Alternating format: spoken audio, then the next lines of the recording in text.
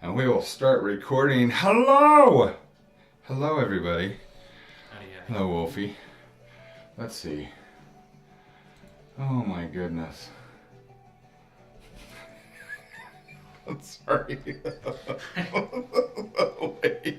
I don't know if you guys could hear us. It's a joke. Right?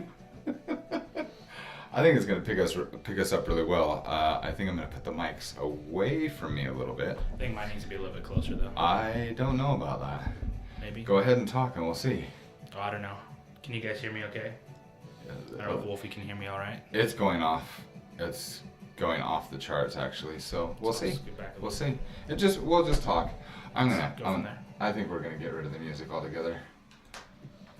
We don't need to have it. We're here to talk. We're here to have conversations, to be happy with everybody. And I don't know if you heard Wolfie on that. Go ahead, Evan. Just tell him what you. Oh, I was just on Imgur, and it's just someone screenshot pictures of a lady in a wheelchair on The Price is Right winning a treadmill. and it's the funniest thing I've seen all morning. I can just see the look. I wish I gotta go find that episode later because I'm gonna watch it. The look on her face as she's as the curtains open, you know, they always cut to the scene of the individual. They're going like, "Yay! What have I won?" They're sitting there like, "Thanks. I'm tired of your crap." Not only is it useless, but thank you for helping me feel good about myself. Congratulations. Crap. You, out of thousands of people, was picked to be on The Price is Right. You beat the other contestants. And we're going to mock you. Oh, man. Oh, how rough. I can just see some producer in the back, like, knowing what's behind the curtain and going, "No! No! Oh, Pick the other one!" You know, she's like, I choose what's behind curtain C. And the producer's like, open B, open B. Well, she said C. I don't care. I just... Somebody's panicking. Here's funny, we're laughing so hard, but you know as well as I do, if we were in the audience, we'd chuckle, and then we'd probably look at the people on stage and say, "You guys are assholes." How mean is that? What are you doing? And here, I'm just in danger of wetting my seat. Oh my goodness. Hey, Wolfie, could you do me a favor? You can arrange the settings on our stuff, right? As a mod, or Mr., can you change, what we're displaying, like creative or anything like that? Because I realized something this time, and I think Evan's going to back me on this. We're definitely going to put this is for mature audiences. Because, Evan and I are just going to be ourselves and talk, and we're a bit rough on our views, and we're not going to apologize for it. So this is not going to be a family-friendly stream during the podcast. It's not that we're trying to be mean or rude. We're just going to say what we think. And families are usually like, "Oh, we need to stay away from those folks." No, these mics are coming in. You guys hearing us okay? Because it's like going red. Yeah, exactly, mister. I'm gonna find that video because I want to see your face. I just want to see that look from "I'm winning" to "Really? Really this?" Okay, let me go there then, mister. Could you imagine the host not knowing what was behind it, and he's like psyching her up for it? Like, "Are you excited? Yeah." I actually want to see his face more than anything. And you get up. He just kind of like covers his face with the cards and like walks away. I'm just wondering if he's one of the people that would look at her and say, and look at the camera and say, "We're gonna fix this." That'd be an epic save, actually. All right, let me go. I don't know about epic save. It'd be a save, but let's see. Okay, so Jamie's a little louder. At least Jamie's a little louder than Jamie. He means Evan. So we'll keep the mic there, and I'll just be myself here. The least they could do is include a bungee cord to wrap around the center of the treadmill and hook to the wheelchair. So my goodness. Let's see, restricted chat language. I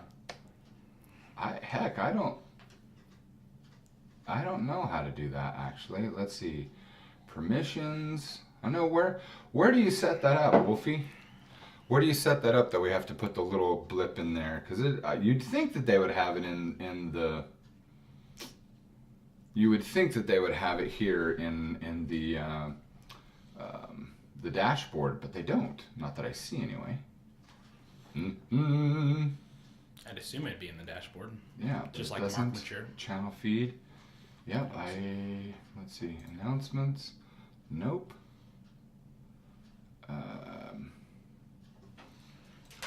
Nope. I do not see it. Huh. Go figure. All right. Well. 1 second, I'll figure it out. Stream summary, stats, no, events, extensions, settings. I'm gonna open in settings. We'll check it out in settings. So this is our first time on. We'll figure this out. And let's see. Stream preferences, moderation, raids, drops.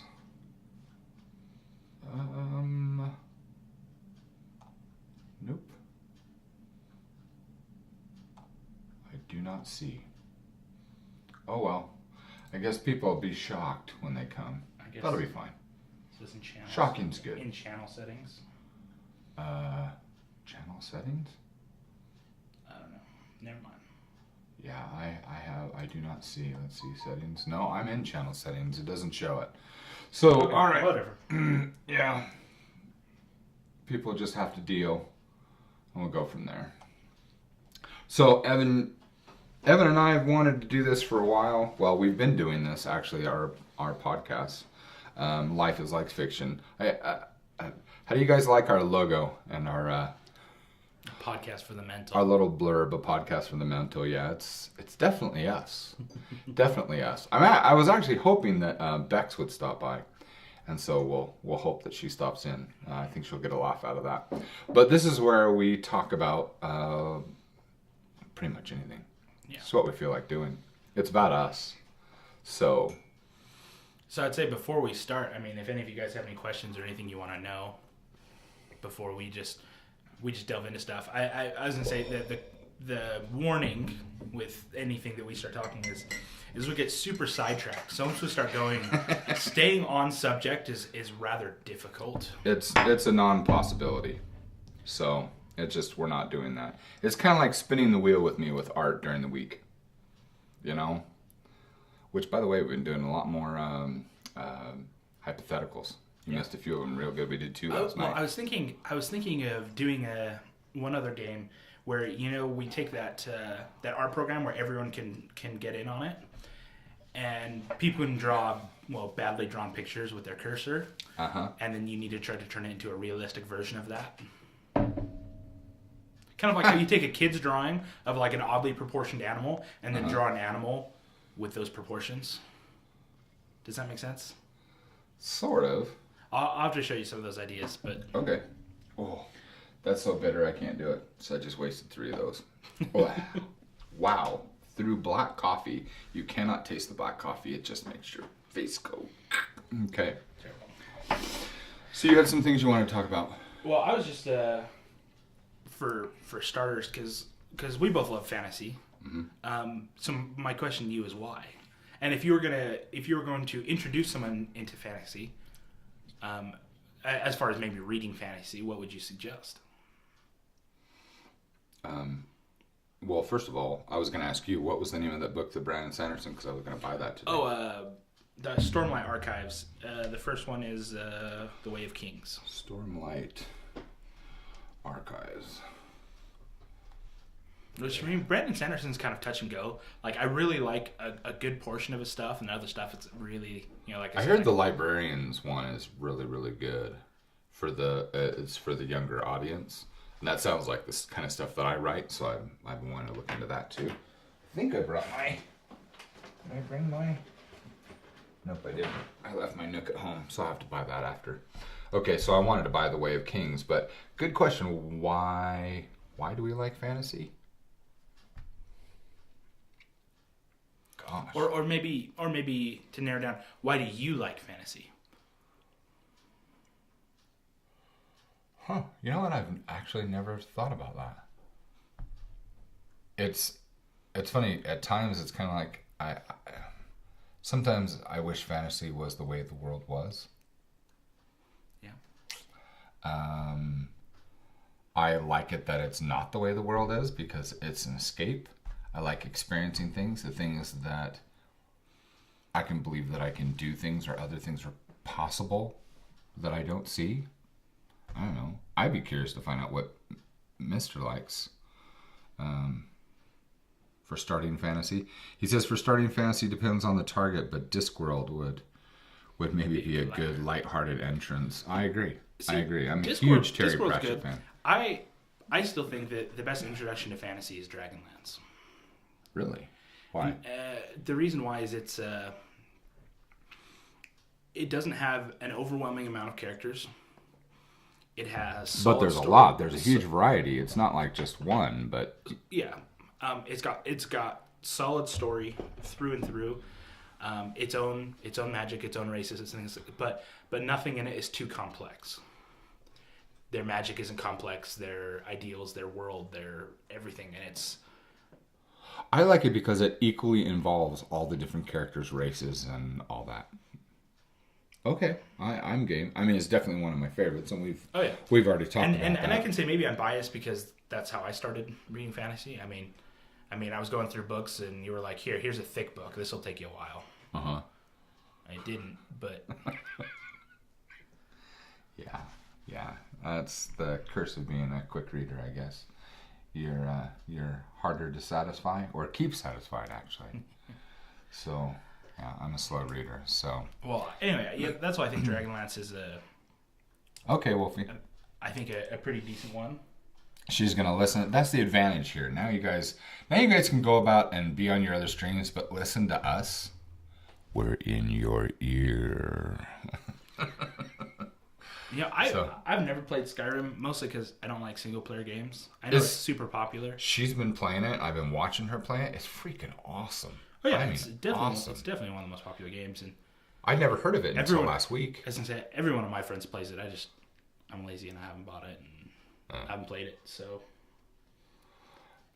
Okay, so Mr. says, I think I started with Harry Potter because I'm just the right age for that. And then Lord of the Rings. So I recommend most fantasy. Harry Potter. The unique thing with Harry Potter with J.K. Rowling is that she started with the younger kids. And here's the funny thing, is she wrote the story in such a way, and I've talked with David Farland about this, she wrote the story in such a way that it encouraged kids that were under that reading age to stretch. It was a cultural, popular thing that when you say, well, what books are you reading? And an 8-year-old could say, I'm reading Harry Potter. And that's for the 10 to the 12-year-olds. And they're saying, and I'm smarter. Really? Yeah. And that was a cultural thing. I like the difference as far as her books go from the first one to the last one, that it grew in. Yeah, that was going to be my other point, is that the nice thing is that she developed the book, the series, and the characters with the readers. So you have the same readers that started, ended, and Harry Potter's basically the same age they are when they're reading the books, or pretty close. See, I didn't read any of the Harry Potters until after I'd seen all the movies. So I know Cecily really enjoyed Harry Potter. She did, and then she gave the books to me. That's when I read them. And I remember because she used to, back when we were living in one of those houses in West Jordantown, our rooms were like, the doorways to our rooms were in that corner, right next to each other. The house on Robin Way. And I remember she used to read some of the scenes of the Enchanted Wood, just the Dark Forest outside of Hogwarts.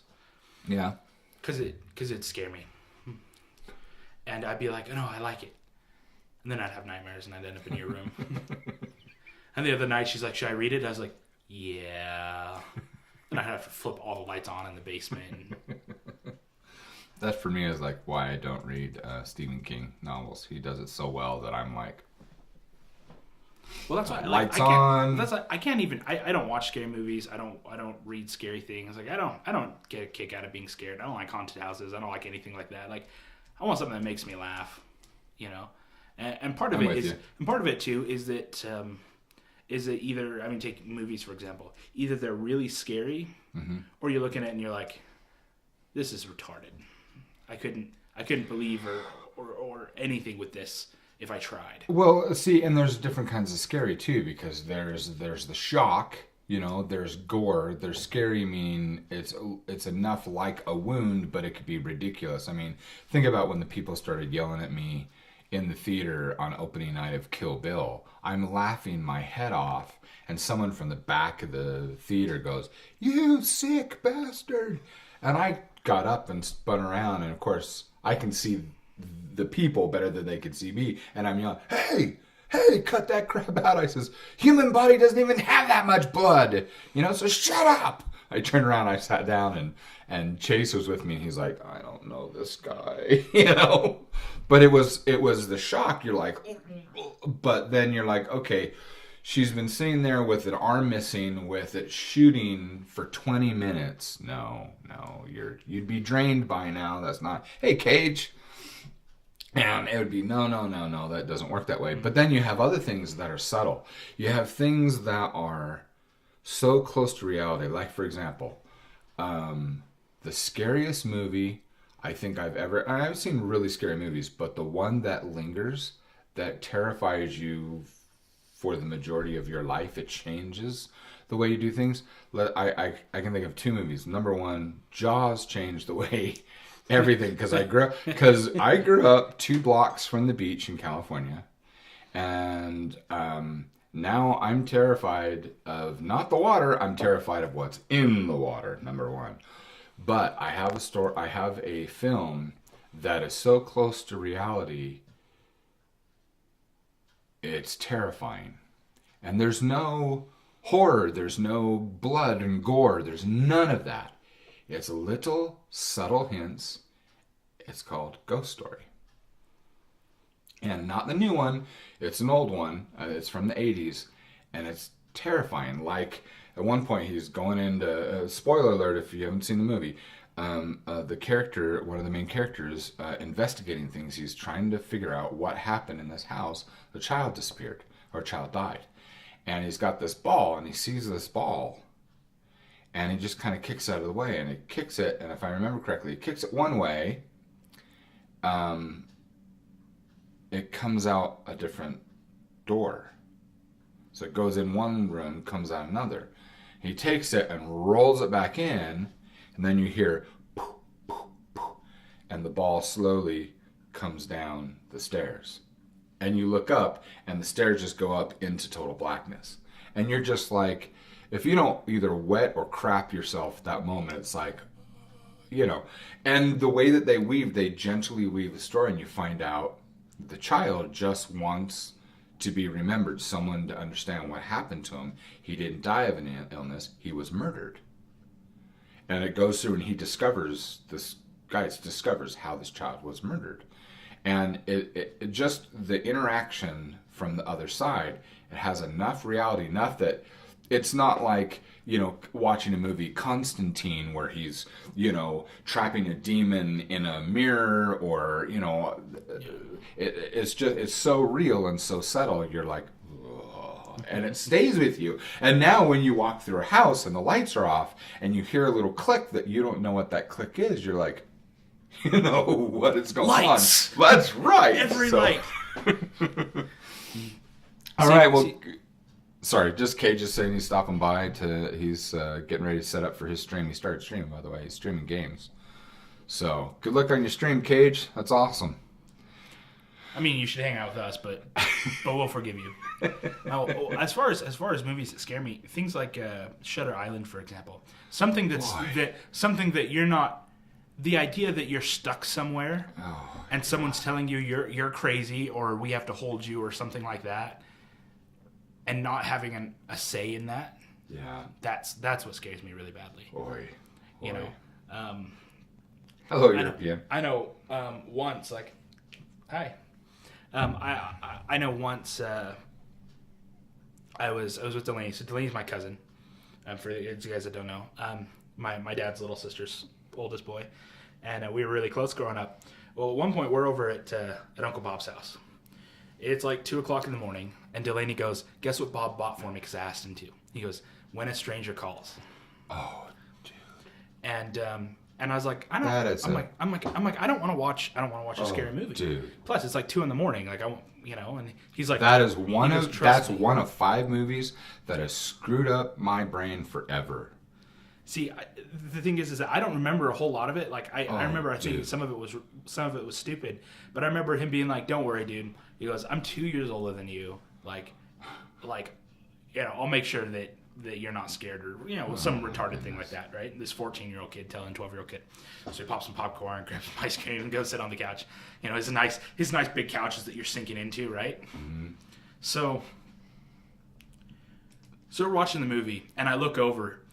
And he's got his knees pulled up and his hands like this, and like it should be a warning signal right there.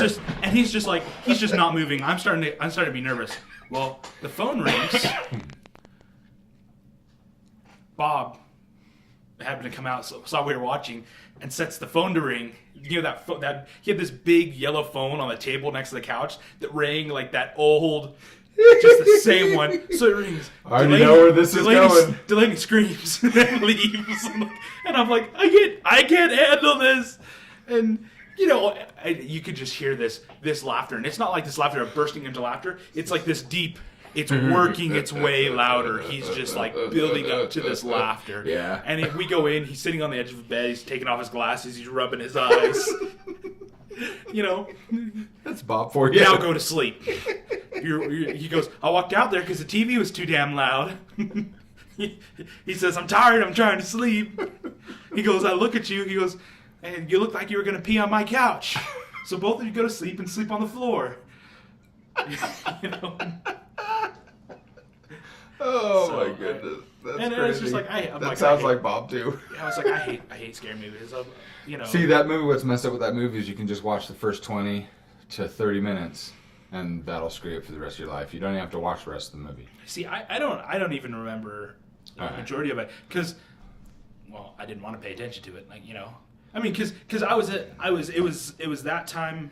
I mean that year I still had the brand new Game Boy SP. It was the first Game Boy that had a backlight, and I was playing Pokemon. So, All right, so Mr. says I actually read lots and lots of stories, but very few books. Harry Potter was. Hey, Kenneth, thanks for the follow. I appreciate it. Welcome to the stream and to our podcast. Good to have you here. You're going to be here with the crazy stories. So Mr. says, let's see. So Harry Potter was my first foray on large books, and I read to about mid-book 6. As for funny comments in theater, when I watched James Bond in Casino Royale, there's this scene where the woman is in shock under the shower and says that she is cold because she just saw someone die. And someone commented, then turn up the hot water. And a second later, James Bond reaches up and does so. Yeah. Oh my goodness. So, why would you recommend fantasy? Why do we like fantasy so much? Because we're talking about fantasy, not specifically fiction. We're specifically talking about fantasy and not fiction. I love magic. I love the conflict and the. I think it's just a gateway to creative world. You sit in your imagination of all the things you want to happen, all the things that you wish, or the things that you think would be cool. And I think fantasy is just a gateway to that. Show them one of my books, and just for anyone here who's watching that's lurking, that let's see, we should probably put the user count up on here because we've got a few people that are lurking. Yeah, so that's book number 7, Truth About Lies. So those of you who don't know, are new here, we do fantasy. We write fiction. We have comic books, and here's what we're going to do for everyone who's new. There's the first 5 comic books I did back in 2005. Those are no longer in print, but you can go ahead and download the PDFs and enjoy those.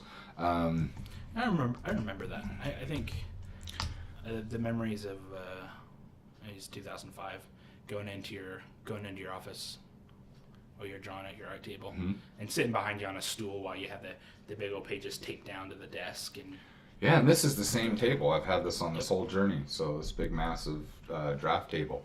So in this prelude, guys, this is also the very first book in my main series. But I recommend that everyone check out what we're doing over at wantedhero.com, and I think you guys will have a lot of fun with that.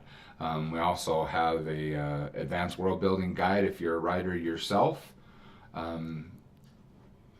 which is promoted by David Farland, the writer, New York Times international bestseller, that teaches classes. He helped Brandon Sanderson, Brandon Mall, Stephanie Myers, or Meyer. And Myers? I don't know. Is it bad if I say I don't care? The Twilight Lady. How's that? Because I read Twilight and I liked them. What university was he teaching? Was it BYU? Yeah, it was at BYU, but he also teaches private courses. Well, yeah, because I know that all of them took private courses from him, but I know that they were originally in his class before. And in fact, I would recommend taking one of his courses. If you guys go over to thestorydoctor.com, that's David Farland, and Evan and I were fans of his Rune Lord books, and then David Farland and I have a mutual best friend who introduced the two of us when I was,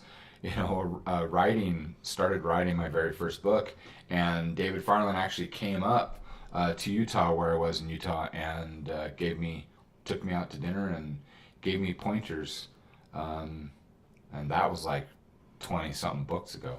So to answer your question, you write mean comments on the internet. Does that make you a writer? Sure. And if you go over and you learn some of these other things, you can make much more creative, much meaner comments.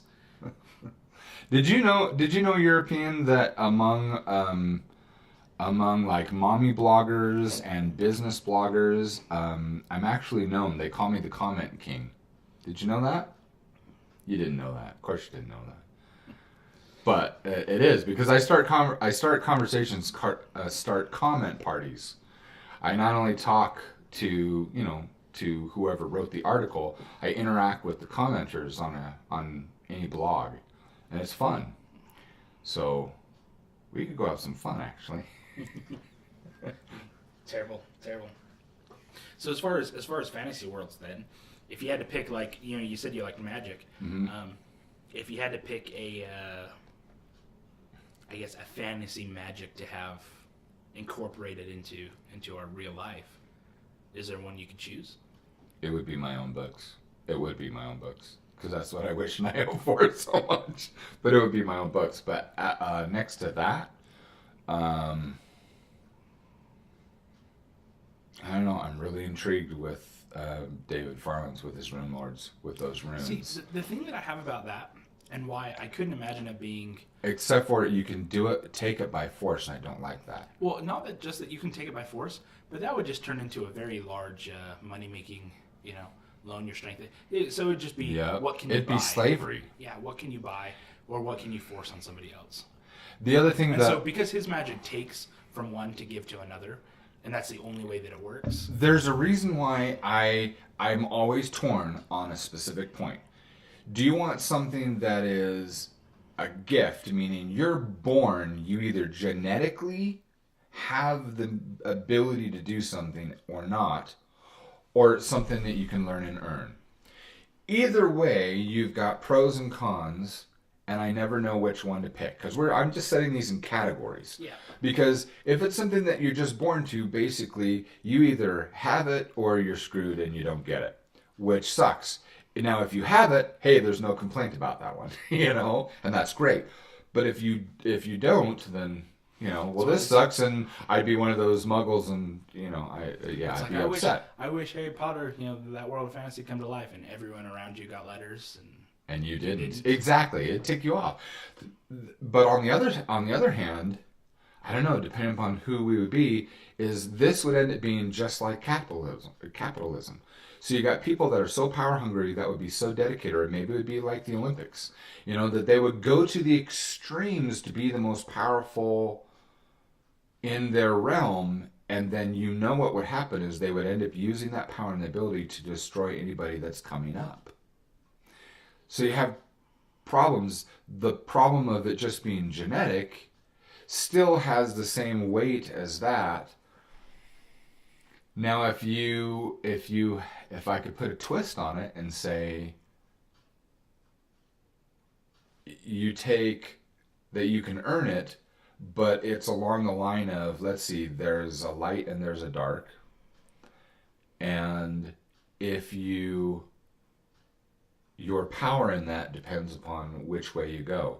But here's the thing. I would always want the light to be more powerful than the dark, but the dark is easier to get. That's how I would look at it. Does that make sense? So those are the general parameters that I would put on it and say, all right, bring that into the real world. I think it's pretty close to the real world. But the whole thing of, yeah. Either way, no matter what, if you bring it into real life, there's going to be some really screwed up stuff happening. That's just going to happen. And I'd be one of these people like, all right, I'd be like in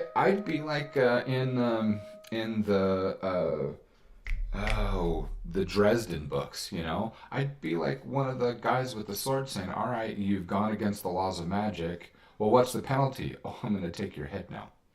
I'd be one of them.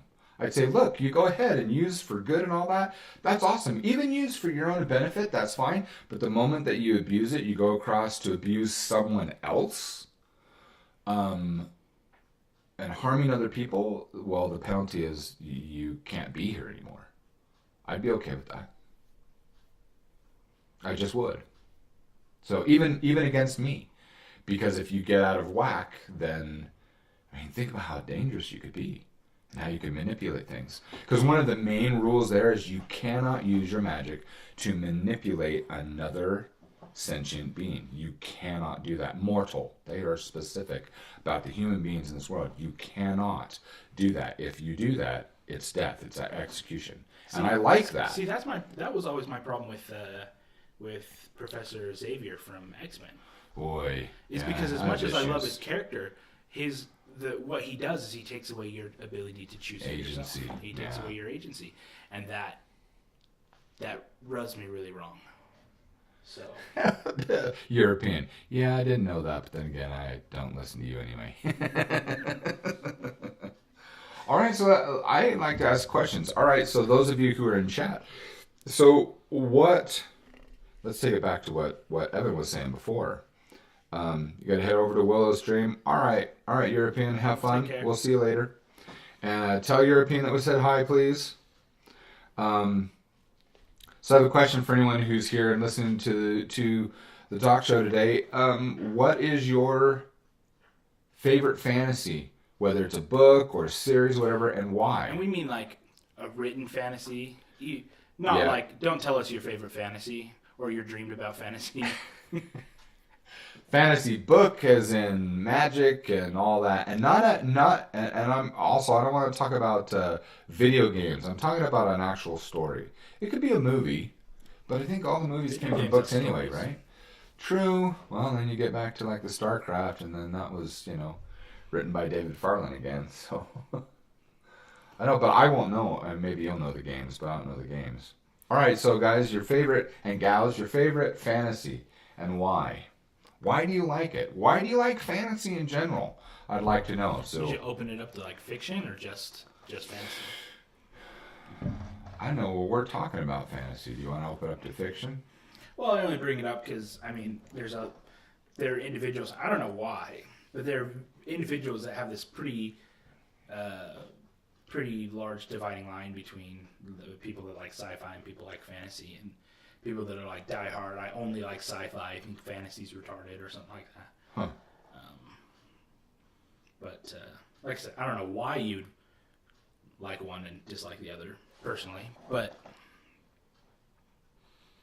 I don't know. I like both. I mean, you got like in Trench Wars and book number 4 in my series, I merged both. I like having both of them there. What? See, Mister says, I'm more of a sci-fi person than fantasy. See, and I'm more of a fantasy than sci-fi, but I do love them both.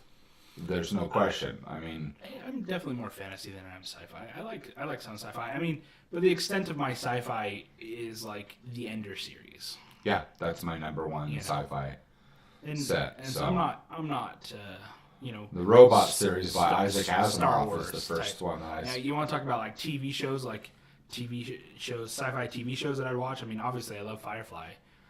Oh yeah. I like movies wise. I like Star Wars, but I mean, I used to Red like Dwarf. Star Wars. Red Dwarf is hilarious. I love Red Dwarf. Oh, Mom hates when I put that on in the house. Oh my goodness. I can still see one of my favorite scenes is I forget his name. I love Cat. The guy that's alive, just the only guy that's alive. What's his name again? Yeah. I don't remember. Looking it up. Looking it up. But one of my favorite scenes is he gets out of the shower. He's dried himself off. He goes over to the refrigerator, opens it up, pulls out his pillow, then goes over to his bed and falls on his pillow. And they're making fun of him for it. And he's like, "It's always cold that way. It's cold all the way through. I don't need to flip it to find the cold side." And I was like, Lister. That's a smart man. It's Lister. Yeah. You got Lister, then you have Rimmer. Did you know it's still going? It's been going since, let's see, 1988, still being made now. Wow. The adventures of the last human alive and his friends stranded 3 million years into deep space on the mining ship Red Dwarf. What a brilliant series. I absolutely love it. Absolutely love it. I think it gets a little bit weird after a little while. Like the writing just gets kind of funky, but in general, I enjoyed it. I mean, I still, if you're going to talk fantasy, I've loved Firefly from the start. I loved it. I love Captain Mal. I love how he runs the ship. I love the principles that govern what he does. I think that's just a very well made character. It's funny because who I like the least is River. I don't know. She has the thing is that she's a catalyst. So actually no, I'm incorrect. I like her second least. The person that I like least is her brother. Because everyone else has a very, very distinct part, and he's kind of like the donkey, on a pack. They load him up with stuff. You need him to carry stuff. You need him to fill in a gap. But he's really not, other than the little interaction between him and the cute redhead, the mechanic, there really isn't a whole lot more. But everyone else, I'll mention that in a moment. Actually, I'm going to have to look that up, mister. He says, what are your thoughts on The Expanse? But everyone else has a very distinct, I don't even know what The Expanse is. Yeah, you can, hey, Bex. Hello. I was hoping you were going to show up. This is you want stories? This is never ending talk. And if we get popular, if this is interesting to everybody, me and Evan would do this every day. This is what we would just enjoy. But everyone has. I kind of like Mrs. Peregrine's Home for the Peculiar Children. I'm going to buy that movie. I have not read those books, but I love the covers. They creep me out. Yeah, I haven't actually seen The Expanse. What is The Expanse? So we were just talking about Red Dwarf. It's a TV series. The Expanse. Started in 2005. Oh, really? All right, I don't know it. Expanse. Let's check this out. The Expanse, 2015.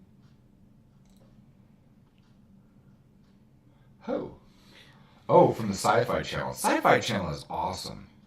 No movie, they ruined it. Well, I think the thing with movies in any series, I think you need to. Well, but here's my question on this, though. All right, Bex. All right, you say they ruined it, but that's because you read the book first. Here's my thing. Same thing as when my friend and I went to go see the Black Tower. Or the Dark Tower, sorry. The Dark Tower. How is that, friend? Oh, okay. So I was with him. And we went in there, remember, it was you and I in the theater, and we're like, oh, this is going to be awesome. It's just us. And then another man comes in and sits down, and it's theater's assigned seating, and he sits like 3 seats over from me. And I went, dude. And he went, yeah. I was like, you ruined it. We had the whole theater, and then you had to show up. And he's like, well, deal with it. And we just laughed. I was like, I like you. I said, so have you read the books? He says, yeah, I read all of them. I said, so we have not read the books. Let us know, if the books are going to be a lot different, if they are a lot different than the movie. And because if the movie interests us and it's good, and then you tell us if the books are better, then we'll know we should definitely read the books. That's what I would say about... See, and you say the movie doesn't follow the book, they go off into some other unrelated stuff, but... I would say about every movie, like, if you haven't seen the movie and haven't read the book, see the movie first. Because you won't be like, oh, this has been ruined. Then you read the books and you'll be pleasantly surprised. Well, see, okay, so that is the point that I'm making, and here's the funny thing. I don't know if you know this, Bex. Here's another one of those stories about I know somebody. Okay, so I'm talking about David Farland, okay? New York Times international best-selling author. He's like writing coach to the writing stars. I mean, the dude's phenomenal, just phenomenal. And all these mega, fantasy writers, whatever, he's been all their teacher. They look to him as a mentor. He told my wife and I, he says, here's the thing. He says, you need to understand why the movies will always be different. Always be different. Unless the author is the one writing the movie script, it will always be different. Here's why. For them, every director, writer, the actors, and everybody, they're all trying to achieve an award when they perform or create a movie, which is what?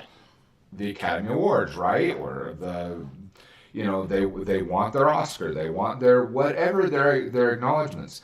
The thing is as a writer, it has to be a certain percentage different from the original script of any book. So for writers who are working for the director and for the theater, for them to qualify to get an award, which is what they need for their career, they have to change the story. It's the rules that Hollywood's made. So they will always change the book on purpose. They have to. So the only way that you will get close, and I mean, even they took it was 25 years that Orson Scott Card said, no, I won't do it. No, I won't do it for Ender's Game. I hated the movie Ender's Game. I could give a rat's butt whether or not Harrison Ford was in it. Who cares? The movie ruined my views and things of the books. But the thing is that's the closest he could get for them to leave his script alone and still have the movie. But he didn't do the script either. So they have to change it. So just so you know, it'll always be different. They'll always ruin it in one way or another if, they have people like you and I and Evan who are dedicated readers of the book. So back to Evan's point, which was actually my point, is I would like to go and see, like Mrs. Pettigrew, I would like to go and see that movie, and I just look at it as this. See the movie as entertainment value. Just beginning and end as an entertainment, we're okay. Then you say, if it's anything like the books, or you talk to someone who has read the books and seen the movie and say, are the books better? They're way better. And most of the time they are. Then you say, well, like we did with the Dark Tower.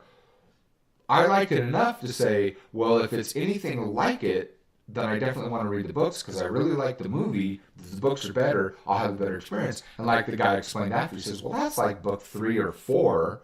And they only did like 2/3 of it. It was really, really compact. And I said, did they do a good job with the characters? He says, actually, they did pretty decent with the characters, but everything's kind of out of whack. But they were pretty close. And I was like, well, it got my interest now. I want to go read the books. That's kind of the point.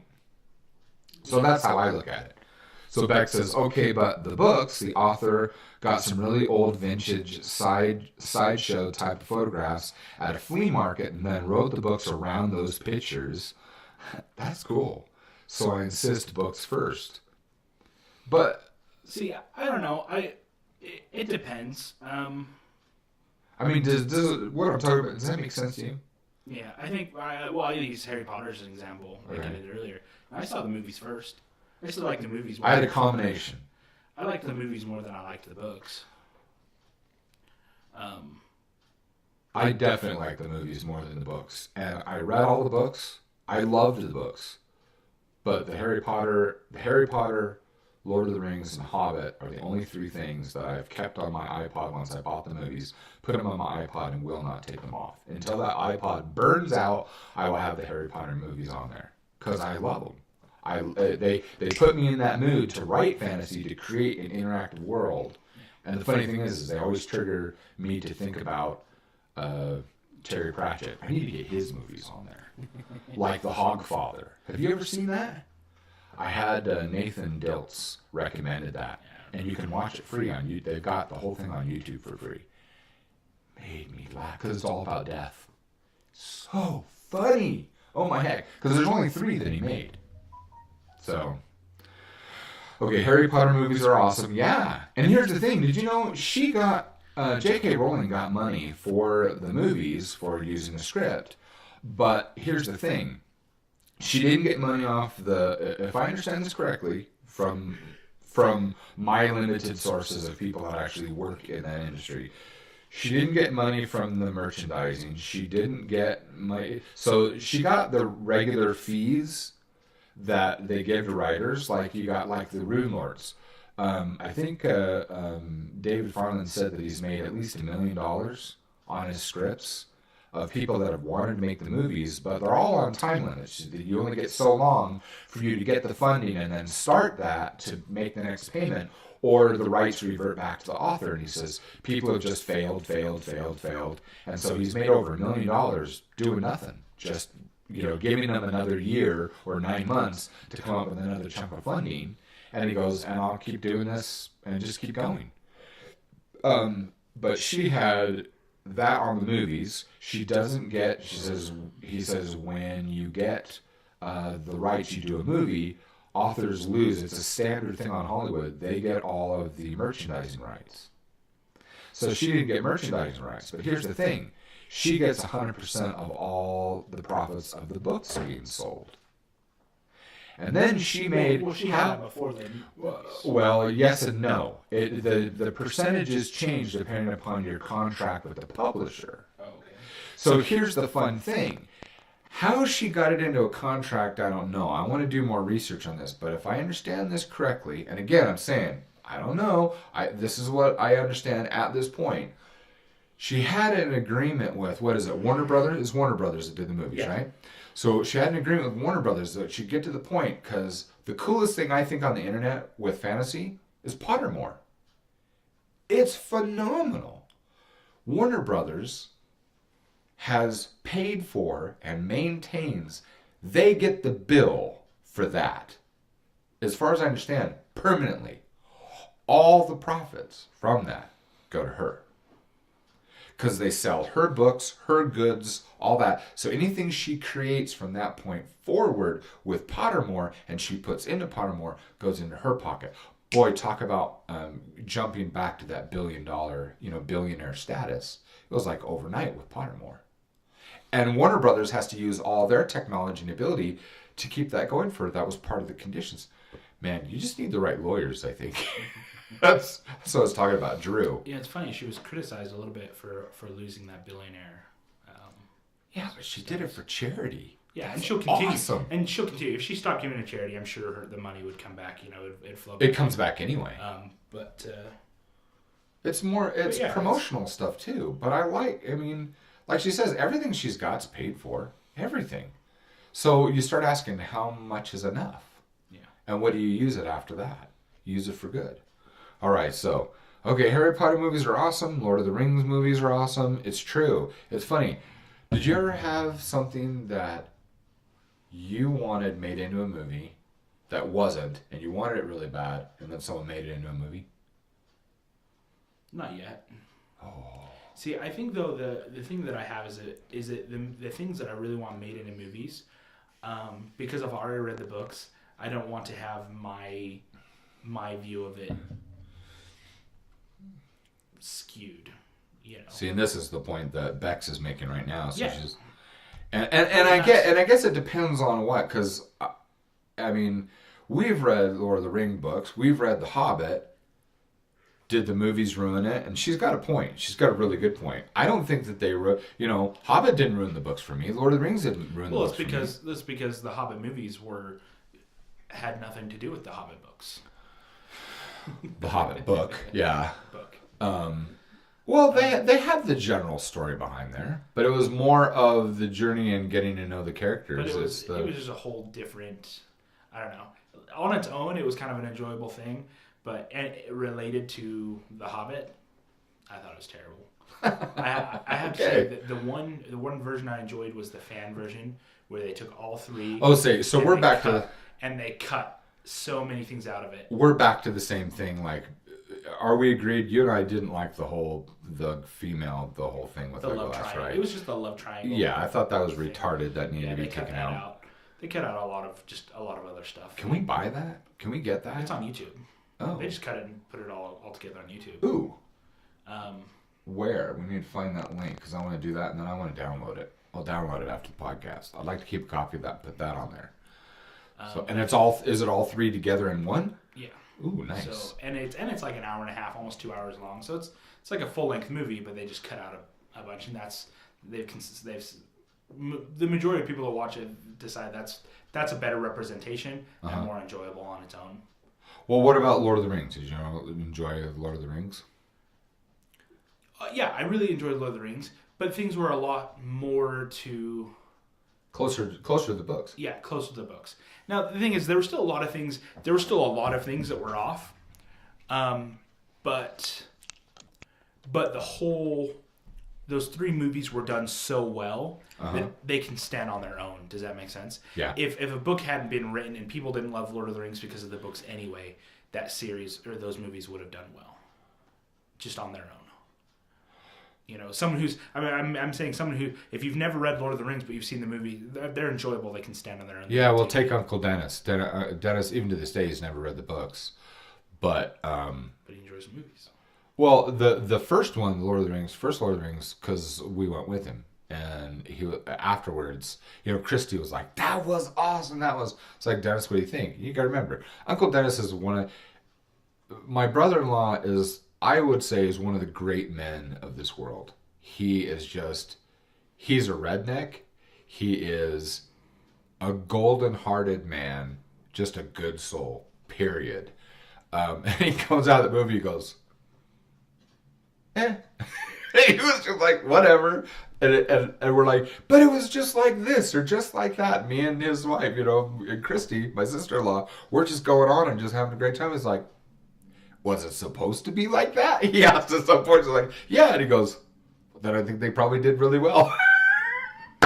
It just straight. But the second one, the third one was like, that was really cool. He likes the same things that we did, when the Riders of Rohan showed up. That's my favorite part of the whole series.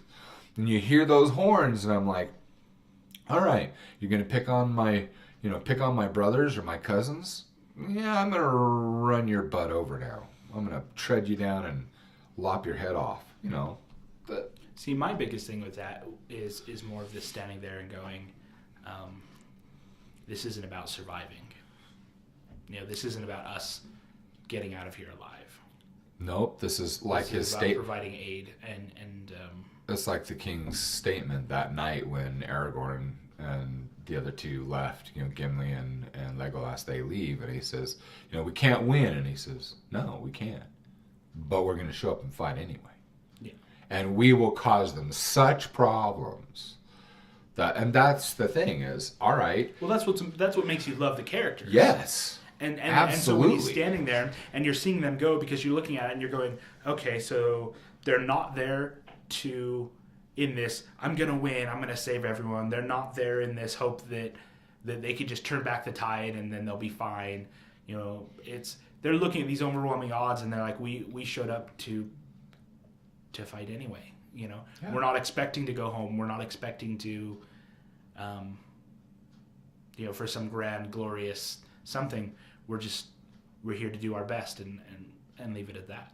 Exactly. And they're there to aid Gondor, and so you see that, and it's like, see, that's what I love about that whole thing. I'm there to give of everything that I have, and I think most things that most movies, books, fantasy series, things like that really grip us about characters that's a desirable trait.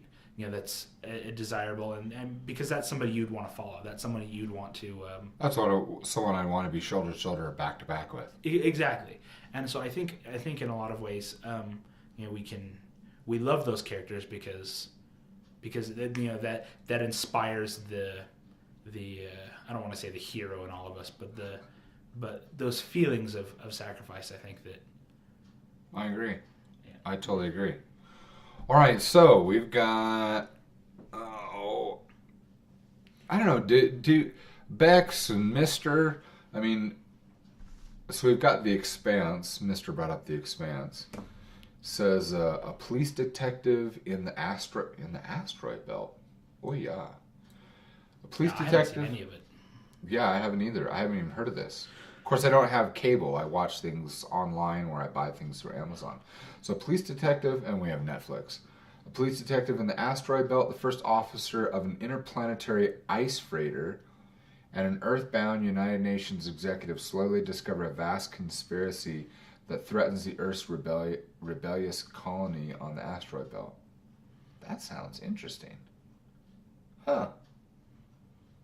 Yeah, I'll definitely have to watch. Would you recommend it, mister? That's the question.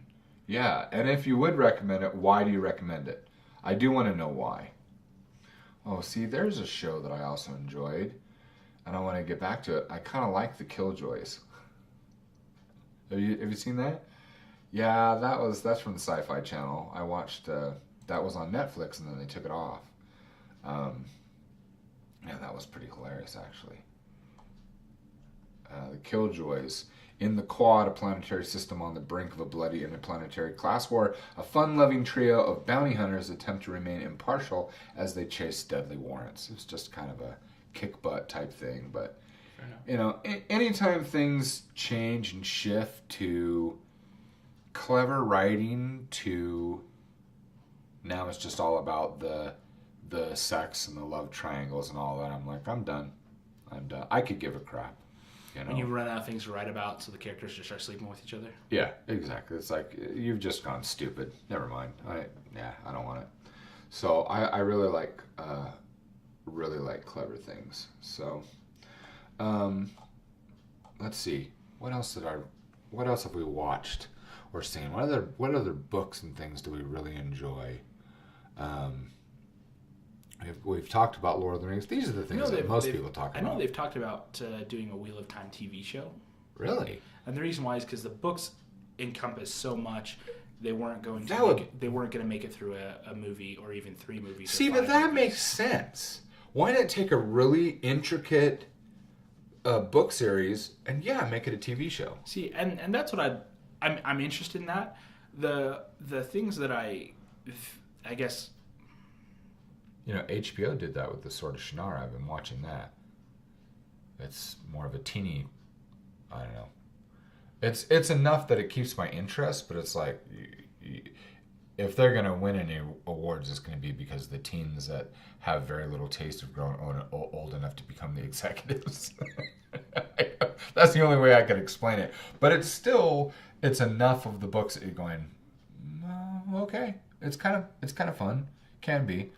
See, I'm just curious to see, because the thing I don't like about a lot of the TV shows is that the budget's a lot lower, and they're things that we briefly talked in one of our other podcasts about realism. Uh-huh. And it's like there was one series that I liked for a while. It was a Robin Hood series.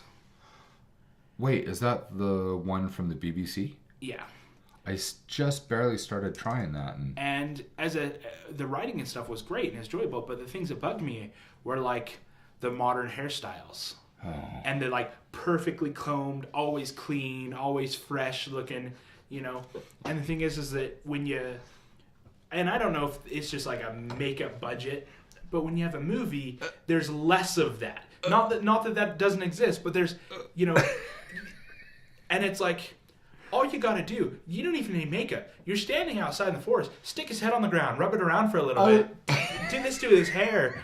Yeah, like, do something, you know? And he's always sitting there like this, like, you know, that little bit of hair like this. And you're like, you look like a freaking, what do they call him? Beaners. No, he looks like freaking Justin Bieber, the Bieber Believers or something like, I don't, hell if I know. And so you're looking at him and you're just expecting him to like break into song or something, just like pull out a microphone and you know, all these 13-year-old girls, you know, and I'm just like, and I can't watch this guy in all seriousness as he's supposed to be this hero, because I'm thinking, you look so, they're using him. It's just like, how many shows have you watched that you're saying this is really, really good, but is there anything? Sometimes I watch shows, TV shows, and you're like, okay, the acting's really good, the story's really good. I'm pretty sure that all these women did not walk around with all their boobs on a platter. You know? See, it's things. You know what gets me? Out in the snowy, and they've got this whole, you know, thick coat and everything, but this is all exposed. I'm like, dude, cover the boobs up. It's cold. And see, forget about the teen angst, whatever. You know, what do you call it? Demographic. You know, do this based on intelligence and good acting, not on boobs. See, the thing though, it's not just that. It's like using this example. So this guy, he gets all hyped up, and he goes, okay, well, he goes over, and without even a running start or something, he hits a wagon and knocks the wagon over. This wagon full of grain. That thing's so heavy. Yet later on, he can't get past like this broken thatch door. Like, I can't get in. Like, he's putting his shoulder against it. Like, we need to save Robin Hood. And I'm thinking, really? You're seeing through the slats of this quarter-inch pieces of wood on him, and this small thin like pine bar that dropped. Like, I can snap a pine bar like easily. And I'm looking at him and I can't get in. We need to save him. What do we do? And I'm like, are you serious? That's like one of my favorite. Sorry, that reminds me of one of my favorite gifs. Okay, with the old black and white Superman. The guy's there with the gun and he says, shoots, no problem, don't care, you know, not worried. And then he takes the gun and throws it and he says, eek a gun, and he ducks. Bullet, bullet, bullet, duck a gun. You know, it's like, whatever. Okay. So you watch stuff like that and you're sitting there thinking like, I can't, this ruins this for me because you get in depth in this, drawn into these characters, and you're like, I'm motivated by these characters, and I can agree with him, I can relate to him, and look, he's so strong, he can knock over a wagon, but he can't get through a flimsy ass door. And it's and you know what's stupid? He didn't need to knock over the wagon in the first place. They just did it to show his strength. You know, he just walks by like, boom! I can't get through the door! And apparently the writing was so intent on like, we need to keep Robin Hood behind a door. The crew was like, well, we could build you a door like this big with our budgets left. We spent everything on putting stuff in the wagon. Like, I don't know. So it's stuff like that really gets me. It's like it's like any movie where I'm trying to remember the name of it. My wife's, I think it's called like Cross Points, TV show on Netflix. My wife's been watching it. Okay. And at one point he's shooting these guys, then finally, you know, it kind of calms down, and he goes over to the guy, puts the gun to him, and then he racks it. And I'm like, haven't you been shooting this whole time? The bullet's already in the chamber, idiot. You know, and he's threatening him. I'll shoot you. What? Here's what I think the problem... Are you retarded? Here's one of the serious problems, I think, is with problems with movies, problems with TV series, problems with books, is they assume or act. No, let me rephrase that. they don't realize that their audience is not stupid. Now, I've seen some things that are really popular that I walked away and said, yep, if this is popular, yep, the audience is stupid. I've done that. I think some of it is like, we need to increase the dramatic effect. And it's like... Well, but it's like an answer, okay, that point right there. We need to increase the dramatic effect. That's why one of the problems that I have watching any kind of anime. Because it seems like at least 50%, like I've been trying because you've recommended it and talked so highly about it, which influences my decisions to try certain things. I've put on my watching list on Netflix is the Full Metal Alchemist. So I started watching it. Here's the thing. I don't give a damn how short that character is. Every time someone thinks that he's the younger brother or call him short, it does the whole spinny, the big buggy eyes and the whatever. It's the 50% of the time everyone's yelling at each other. And after a while it's like when I did customer support. You know, I've worked in businesses where I talk with people on the phone or I've talked to people face to face and they complain and complain and complain and complain and complain. And I try and try and try to help them to the point where I finally say, excuse me, ma'am, I need you to take your stuff and you'll have to talk to a manager or something else. Well, why? He says, because I'm trying to help you solve this and you're complaining so much, I just don't give a shit anymore. You just, it numbs you and now you're like, I just turn that off, you know, that type of thing.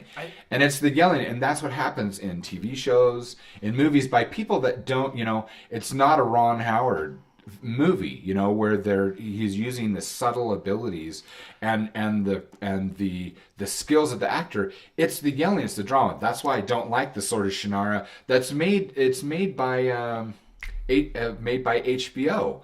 And they have these really handsome actors and beautiful actresses. They aren't bad, but it's all about, but wait, you can't do this. You can't. Yeah, the writing gets really. It gets weird. Or the whole thing, like you're talking about with the strength. It's like you see at one scene, this elven princess she's spinning around and using her sword, and then 2 episodes later, and this is why I turned it off. I was like, oh.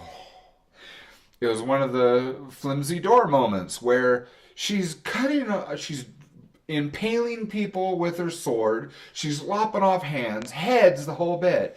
And then her and the human are stuck in a tunnel and a guy's coming to chop them to pieces. And the human girl's on the ground and she takes the crossbow and shoots the dude in the eye and he falls over dead. And the elven princess is against the wall going, you've lopped people's heads off. Yeah. And there's a dude dead on the ground. She's like, I think we need to get out of here. Why? What? Well, I think the big thing with any of these is to take it in the context that it was meant to be in. I think, so for example... And we'll get to your, long story short, we'll get to your... Star Trek question. Yeah, Star Trek question. I think you have to take something in the context that it was meant for. So, for example, like, I give Full Metal Alchemist more leeway because of a lot of stuff that's meant to be humorous or not make sense. It's like when you're watching a comedy versus a drama. And it's their cultural humor, too, which I don't get. So... yeah, and so when you look at... and then the difference between, like, a comedy and a drama. Okay. Because a comedy, it's meant to be lighthearted, it's meant to be funny. Right. If there's some things that don't match up, like, you know, it's okay. Yeah. But if it's meant to be a drama, and it's meant to grip you, and then they pull some stupid shit like that... Yeah, you know, I agree. It's like this comedy pulled the same thing, but they're not meant to be serious. You are. So if you're going to be serious, then you better make sense. Exactly. You know, unless you've got a drama, and I know you're going to do this. Unless you've got a drama that has a character that is his character and he's consistent. We talk about consistency in his character. That you can have drama where someone comes in and he's just. That's why I like Spader in The Blacklist. I know we have differences of opinion. It's one of my favorite shows. It has gotten worse in season 6, but I like his character. It's the darkness, but how he can be in a life or death situation, and his sarcasm will make me laugh until I'm crying and saying you deserve to be verbally slapped around by him the way that he's doing it, and how he just takes things lightly, or you realize, all right, you might have him tied up in a chair, but you realize that you're at the disadvantage, not him, that type of thing. So if you have that it's supposed to be drama, but someone is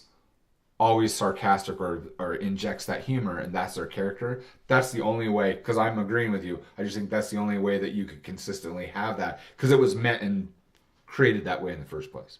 Make sense? Yeah. So you want to answer Bex's question? Do we like the new Star Trek, the show? Yeah, so she says show, that is. So is there a new Star... I haven't watched it. Is there an actual new Star Trek show? Is there, Bex? Is there... I mean, because I know Next Generation, there's so many Star Trek shows, like Enterprise. I'm going to look this up. Star Trek. I'm not... Yeah, the new show. My sister's been watching a little bit of it. I wasn't a big fan of the old Star Trek shows anyway. Oh, see, that's me. And the Next Generation I watched with Papa. I guess, okay, so when I say I don't like the old shows, I'm a big fan of Captain Picard. I'm a big fan of his. Yeah. And so... And I'm a big fan of number one. As much as I haven't watched a whole lot of the shows, I have this YouTube playlist of moments where there were defining speeches by Picard and things like that I thought they were lovely, and I use that word very carefully. And I think that because they speak to the good of the human soul, the good of I guess what I find beautiful about human beings and treating each other well. And so I enjoy a lot of that stuff. As far as the whole Star Trek universe, I've never been a huge fan. It's enjoyable. It's not like it's bad, but it's never something that I was really big about. But part of that is because I'm not really big on sci-fi compared to fantasy. Mm-hmm. So there's my bias when it comes to that. Okay. See, there we've got the original series. We got Roddenberry and After Roddenberry. We've got the original series, and I put a link here for if anyone wants to look these up. We've got the animated series. We've got the Next Generation, which I like the original series. I like the Next Generation because that was something when I was a kid, because I graduated high school in '84, and when I was still at home, I watched that with my dad. That was like the show with me and Papa. We'd sit down, and he and I, regardless of anything that was happening in the house, my dad and I, as long as, I was still there at home, he and I would sit at the end of the bed and we'd watch that together. Yeah. And then you got Deep Space Nine. I like Deep Space Nine most of the time. It was fun. It was one that it was, even though it's Star Trek, it was enough of an original thing with a few characters that I was used to, that I liked, but I liked the new twist and meeting the new races, so I enjoyed that. Then you've got Voyager. I don't like Kate Mulgrew as an actress, and so she always irritated the crap out of me. I think that's the one Jessica's watching. Yeah, and that was okay, just okay. The Starship Enterprise, yeah, that ended pretty quick. And I've watched some, but what is it? Scott Bakula. He's a good actor. I like him. I liked him from what is it? Leap, Quantum Leap. I really enjoyed that show. But this was before Starship Enterprise, and so I'm kind of that's where their main connection that they have is they're just getting to know the Vulcans. And so they're just building that relationship. That's as far as I got.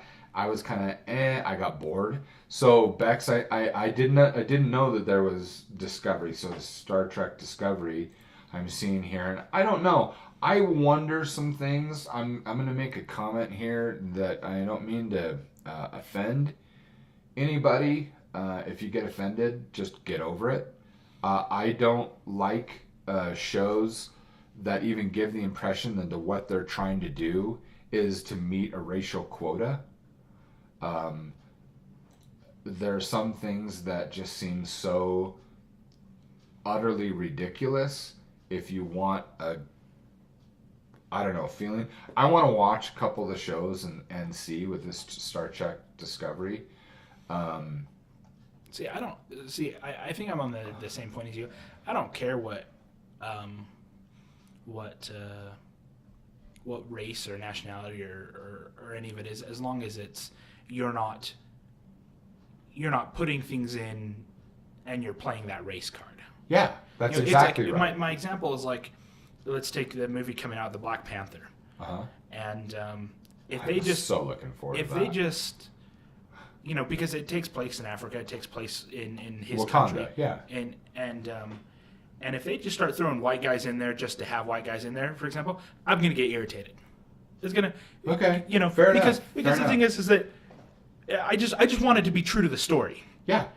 Exactly right. If it's like, if a movie's taking place in China and you're going to throw in a bunch of Germans.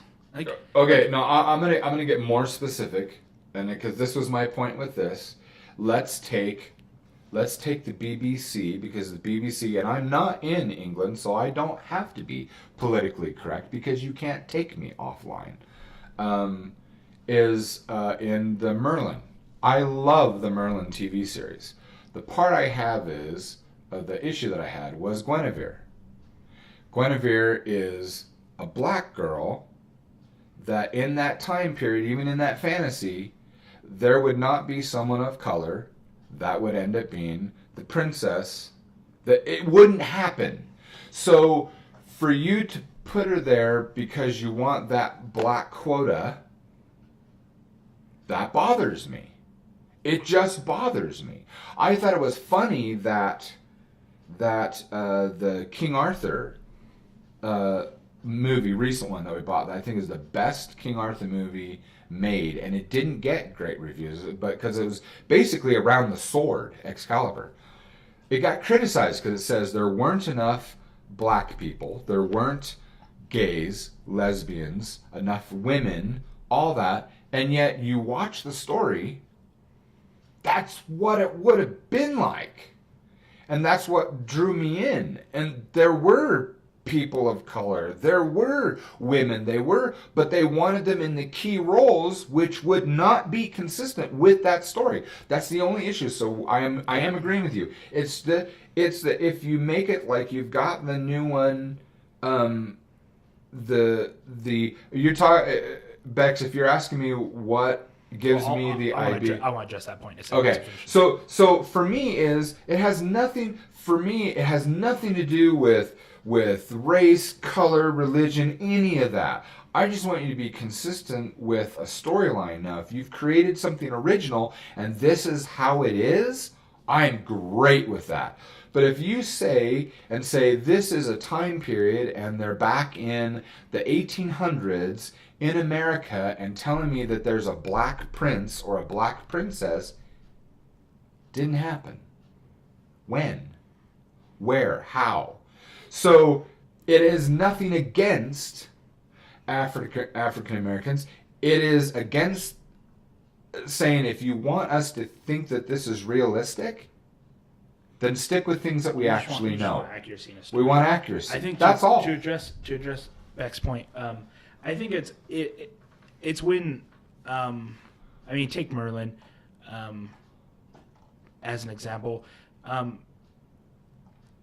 I don't know whether or not the casting directors felt like they had a quote or something they needed to meet, as much as that story, the timeline for where Camelot was, the original story, things like that. They're the only blacks that would have been there would have been in slavery. Yeah, if that. But I don't think that slavery is mentioned for the most part at all.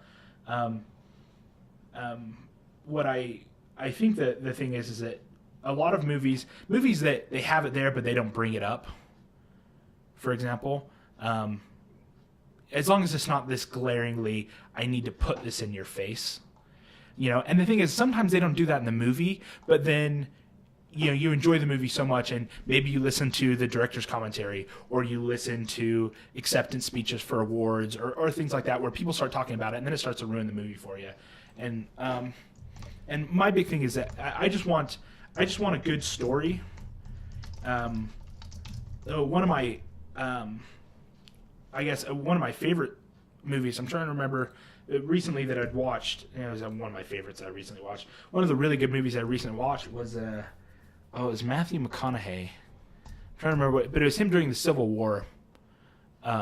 Sounds familiar. Leading up to it, and he's fighting for the rights, and he ends up marrying this black lady because the movie, I guess, was based off of, and this is loosely, so if you guys have seen it, you can correct me. The law in, I want to say it's one of the southern states. Basically, they're telling this individual in court in like 2008, something like that, that it is against the law to have an interracial marriage. And because his great-great-great-grandmother was black, it's an interracial marriage. And they said, so we are dissolving your marriage, and you, as the man, can either leave the state permanently or you can go to jail. But you can't remain married to her because she's white and you have a black ancestor. And so they're calling him black. Yeah. Wow. Anyway, so then it cuts back to Matthew McConaughey, which is playing his great-great-great-grandfather, and then his wife, which is the black lady.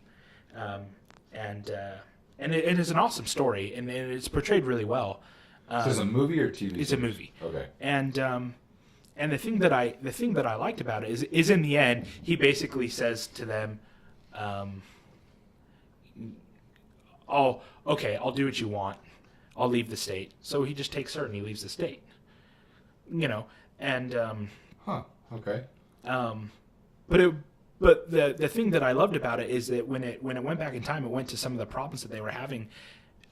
It shone an accurate light on it. And he's a very good husband. He loves his wife. She's a wonderful wife. She's a wonderful woman. And what's the name of the movie, Mother Wolf? She says she saw it. So keep going. Sorry. It was a fantastic movie. I really enjoyed it, and I really appreciated how he treated people, and he fought, again, for those rights because slavery is wrong. No one's arguing that. No one's arguing that it. Obviously, totally owning another human being is a horrible thing. But what I appreciate is nothing was coddled and nothing was made to be something that it wasn't. They tried very hard to keep it accurate. That's what I have a problem with. And I loved that. And like I said, I loved he was a good husband, she was a good wife, she was a good woman, and it was a good union, but it was accurate. Or at the very least, it felt accurate. And that's what I loved about it. And so some of these movies where they put some things into place, they don't feel accurate. And so, my biggest thing is, I'm going to take Guinevere, for example. Guinevere's Polynesian, not black, in Arthur. I don't think they had any islanders in Camelot. I was wondering if she was either black or if she was. I think she's Tongan. Okay, that would make sense. So the thing is my irritation with that is like I don't think they had Tongans in Camelot. So that here, and like I said, it's the same thing that I just want it to be accurate. Like if a Jackie Chan movie's taking place in China, and for no reason other than you're putting Americans in there, or you're putting Germans in there, or the British, or something, you're putting any other race in there just because you need to have it in there. Like just keep the story. Right. Okay. So I need to answer Bex because I love Bex and I want to make sure that I answer because I believe I understood what you meant. You were referring to like this Sonika Martin Green, how she portrays Michael Burnham, the character in the. So her question was, why do I get the impression in Star Trek Discovery that this is a racial quota? Am I portraying that, understanding that correctly, Bex? Okay. So my only comment on this, and so I'm acknowledging that this is not necessarily the case, is because what we're talking about here, I'm seeing it over and over and over and over again in TV shows, in games, in books, in this issue of just dumping in to say, well, we're all equal, and we're not, and everything's the same, and it's not. And so my first assumption, again, ass out of, well, it's to be assumes me, ass out of me and me, is I'm assuming that someone created this show to get more African American exposure. And so I'm making an assumption here. I'm not saying that it's true. And here's what solves it immediately. I just need to see the opening trailer. Because if they say, here's this brilliant woman or a tough woman who she's worked herself up or was connected and has earned her way, and that she gets to be the captain or whoever it is that she is, and it turns out she's a really strong character, I'm going to be all for it, and I'll be like, yep, I was wrong. I have no problem going, yep, I'm wrong. It's just I've had this so consistently over the last 2 years since this world seems to have gone batshit crazy, and everyone trying to be deep-seated races. Yeah, this whole race, everything. The whole U.S. needs an enema at this point when it comes to racial. I can't speak for any other country. Yeah, and that's thank you for bringing that up. I'm just talking about the USA. We need an enema with all this racial crap, and so I'm naturally assuming anything having to do with Hollywood needs an enema and a lobotomy. On the racial thing. So I'm just assuming, and you've seen it, I have not, and so I'm just acknowledging right here that I don't know. I'm curious because I am a huge Star Trek fan, and if they have another show, if it's a really good one, I want to watch. Well, I want to bring up the one thing with Star Trek that Star Trek's always done. Does that answer the question though, Bex? The one thing, because I haven't seen it, and I don't even know what you're talking about because I didn't look at what it was, but just that the main character is a black woman. Okay. So yeah, see, in Deep Space Nine, it was a black man. He was brilliant. I loved it. He was my favorite character. I thought he was a great dad. Yeah. The one thing that okay, she says she's a very strong character. Awesome. See, as long as, and that's the thing and because when you're looking for that strong character, you're looking for. If they're the captain of one of those ships, they need to be a strong character. Exactly. So if they're whiny or they're, I don't want to see the race card played. That's what gets to me. But that's all we're talking about here. But I have to point out that Star Trek, and you might be able to correct me if I'm wrong, hasn't ever played that.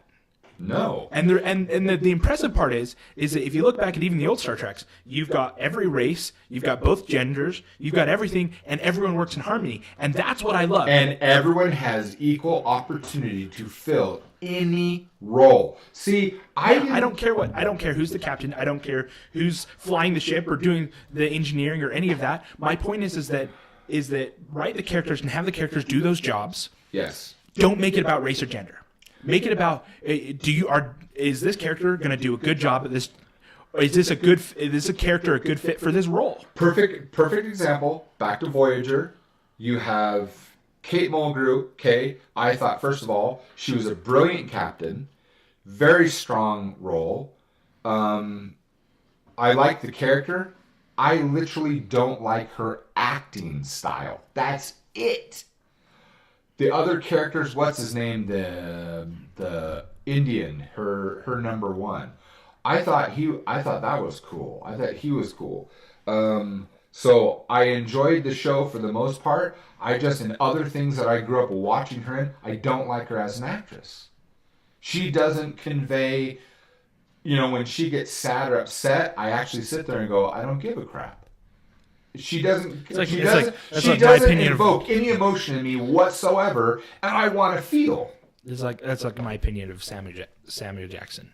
Yeah, it's the same. He plays the same role, the same tough guy. The same way. And and people talk about like iconic actors, and the first time I brought that up, and they're like, "Oh, is it because he's black?" I was like, "Well, really? My favorite actor is Denzel Washington." So, I love Denzel Washington. Because I can look at him in a violent role, a playful role, on fire, and then I can look at him as the role. I'm trying to remember the movie when his kid's sick, so he ends up taking the hospital hostage. like till they perform and save his kid. Oh wait, And I'm trying to remember. It's like John something. I don't know, but it's just like awesome actor.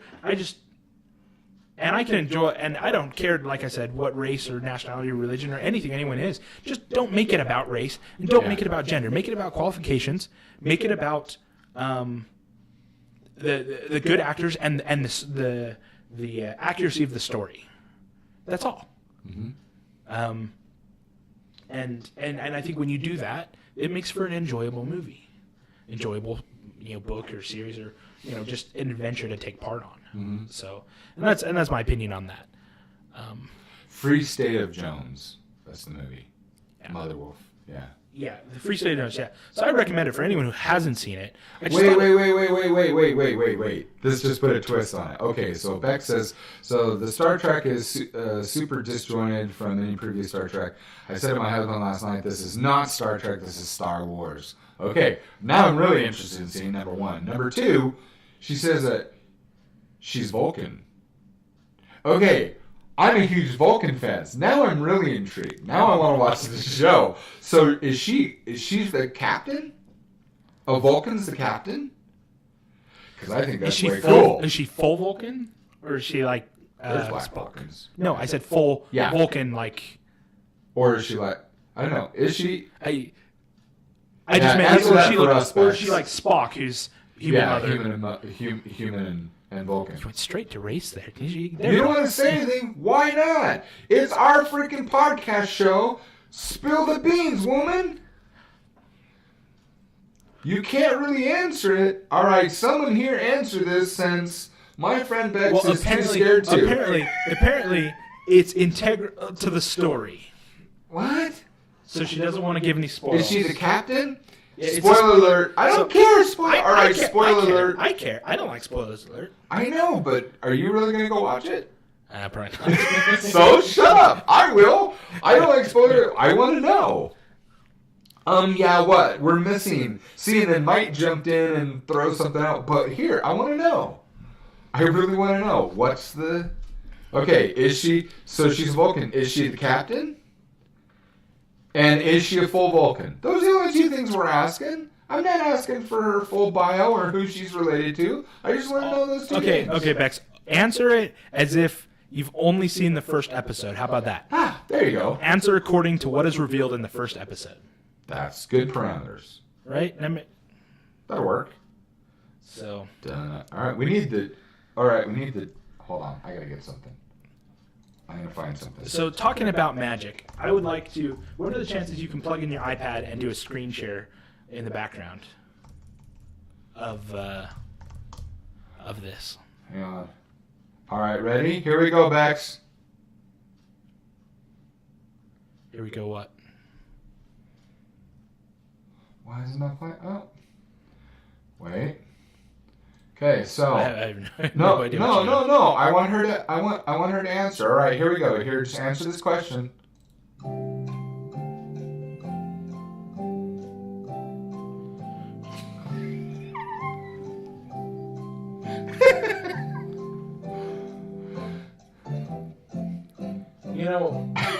It's a retarded thing to do when there's a 20-second delay.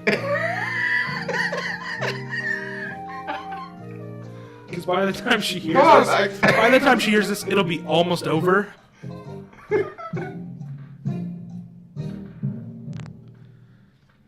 What's the answer? First, okay, see? But she did it. Right. I gotta download that so we have that. It's terrible. She's not the captain, she's the first officer. But she's the main, but it says that she's the protagonist of the series. The main protagonist. That's cool. She is she's a mutineer. Ooh. I can't read on the iPad apparently. Ooh. It's mutiny. Oh. I don't think I've ever seen a mutiny on Star Trek. I haven't either. I'm totally intrigued. I want to see the show now. See, you just promoted the show, Bax. That didn't make it worse. You even got him interested. All right. Shut up. Okay.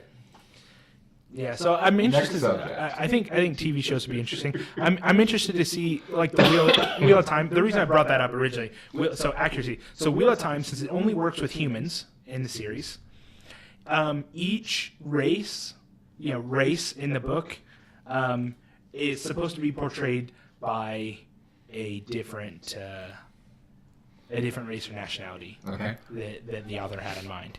The problem is those are up for debate. Huh. About Okay. which ones what's what, for example, it talks about like the desert people, and everyone kind of goes to like this Middle Eastern desert, or maybe African, but then he talks about them having like, he calls them his almond eyes, squinty almond eyes and things like that, but they're really tall. So people are kind of like, is that, but then he talks about like the Karianan people that are like they're a little bit shorter, he goes, but their eyes are slanted, and you're kind of like, wait. But then he talks about the North individuals, the big, strong, and so you're like, okay, so those are like Scandinavian, Icelandic, something, those are like Nordic, so it's kind of like this guessing game between, obviously he's got like the Islander people, and you're like, okay, well, we can pretty much guess those are probably Pacific Islander type, Right. And so everyone thought, and so it was generally settled on that the Aiel were blacks or at least Middle Eastern, but then people came from another continent in the series, and then everyone's like, well, they have like this. It says that they have dark skin and insect-like armor, and so everyone's like, wait, so are those the Africans, and are these the Middle East? So because it's in a huge debate. Okay. So I'm curious to see where they take it with the show, because what I'd like to see is, I don't want to see a bunch of characters with different ethnic backgrounds from the same area, because in the book it was such a big deal. Does that make sense? Yeah. So, the main, because the basis of a story, revolves around kind of like almost a British style European land and lifestyle. But then they go to all these other places. Now, what happens is that the main characters, because he has so many characters, you can't really say main characters, they end up gathering from every single other country to make this group of individuals. Mm-hmm. So what I would like to see is specific characteristics from each of those lands, and which one's which, I don't know. We'll see. I just want to see the different distinct properties of each race that they had in the book. Like I said, the Shinarians, these northern men. I'd like to see bigger men and bigger women for those roles. For the Aiel, I want to see tan or dark skinned people. For the Karianans, I want to see shorter. I want to see put in an Oriental or something, like just don't mix it all around. Because it's such a big deal in the book that things are separated that way. Yep. That you can tell. They say that you could look at someone and go, I know you're Karianan, or I know you're Aiel, or I know you're Tyrian, or something like that. And so because of that, I just want to see that. I think that's fair enough. I think that's fair. That's a good thing. All right, so we've answered the question concerning Star Trek. We've dealt with spoiler alerts. We've talked about why we enjoy fantasy. What else did you want to cover? Did you... I had a few things. I wanted to talk a little bit about some of the older games, because like I said, I saw a picture from one of the Comic-Cons about Medieval, and some of the iconic games and how they've kind of changed and set up for us the kind of things that we like now. The effects of some of these things that we had as children. Sorry, just Mother Wolf. Jamie, probably just a coincidence, but your very articulate and thought-provoking guest shares your last name. Really? I didn't notice. You must know my mother. Yes, I do know your mother in the biblical sense. Mother Wolf, I'm his son, so. Mother Wolf, yes. This is my let's see if I could describe this right. Evan is my Pokemon evolved form. This is what I would become. So, yeah, this is one of my best friends, my partner, and we're building Wanted Heroes stuff together. So I'd like to get into some of that as well. But yeah, so you want to talk about the older games? So games that kind of crafted. I'm going to look up, if you don't mind, while you're talking about some of these, I'm going to look up some of the, so you guys know what we're referring to. I'm going to look up some of these games that we are discussing. I'm going to put links in there if you don't know. And so you can just like follow along and go from there. Yeah, so what I want to talk about is the games that we enjoyed as kids kind of crafted where we are and the kind of things that we like. So the big thing, I mean, you kind of brought it up with Pokemon. When I was a kid, so I was born in 93. 95 is when the Game Boy games for Pokemon came out, and it was a few years after that the cards started being. So right at that age where I was starting to understand, and kind of understand a little bit more of the world around me. I was getting a little bit older, that Pokemon just hit this wave, and still to this day I love Pokemon, and I'm kind of picky about what Pokemon I like and what generations I like and things like that. But the fact remains is that no matter how many times somebody could tell me that Pokemon's stupid or retarded or I can't believe you like it, it has a permanent place in my memories and then there are a few other games. For example, Mario. Back on the Super Nintendo.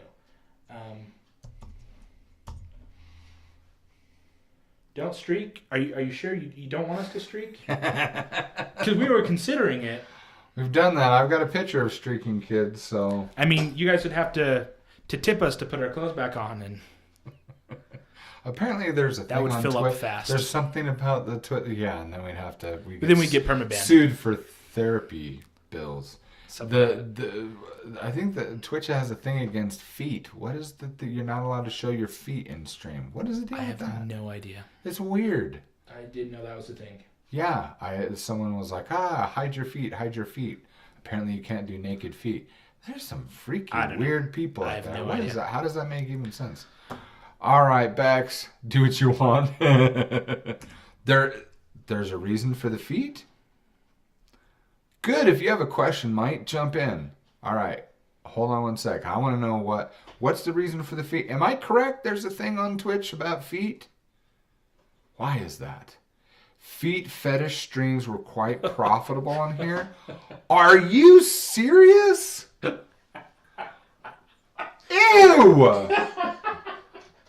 That's awesome. That's awesome. Ew! What the? Hand me my sneaker. Ooh. Okay. Ew! Seriously. That's gross. Some weird people. I don't know. They put the kibosh on it. Yeah. Ugh. Oh my gosh. Okay, that's one of those moments where you sit here. That's enough internet for today. Ew. Okay. I want to design of anime characters. I want to ask for a clarification. Design artwork wise, or are you talking about specific characters, or what? That was just the beginning. No one talks about it anymore. Okay.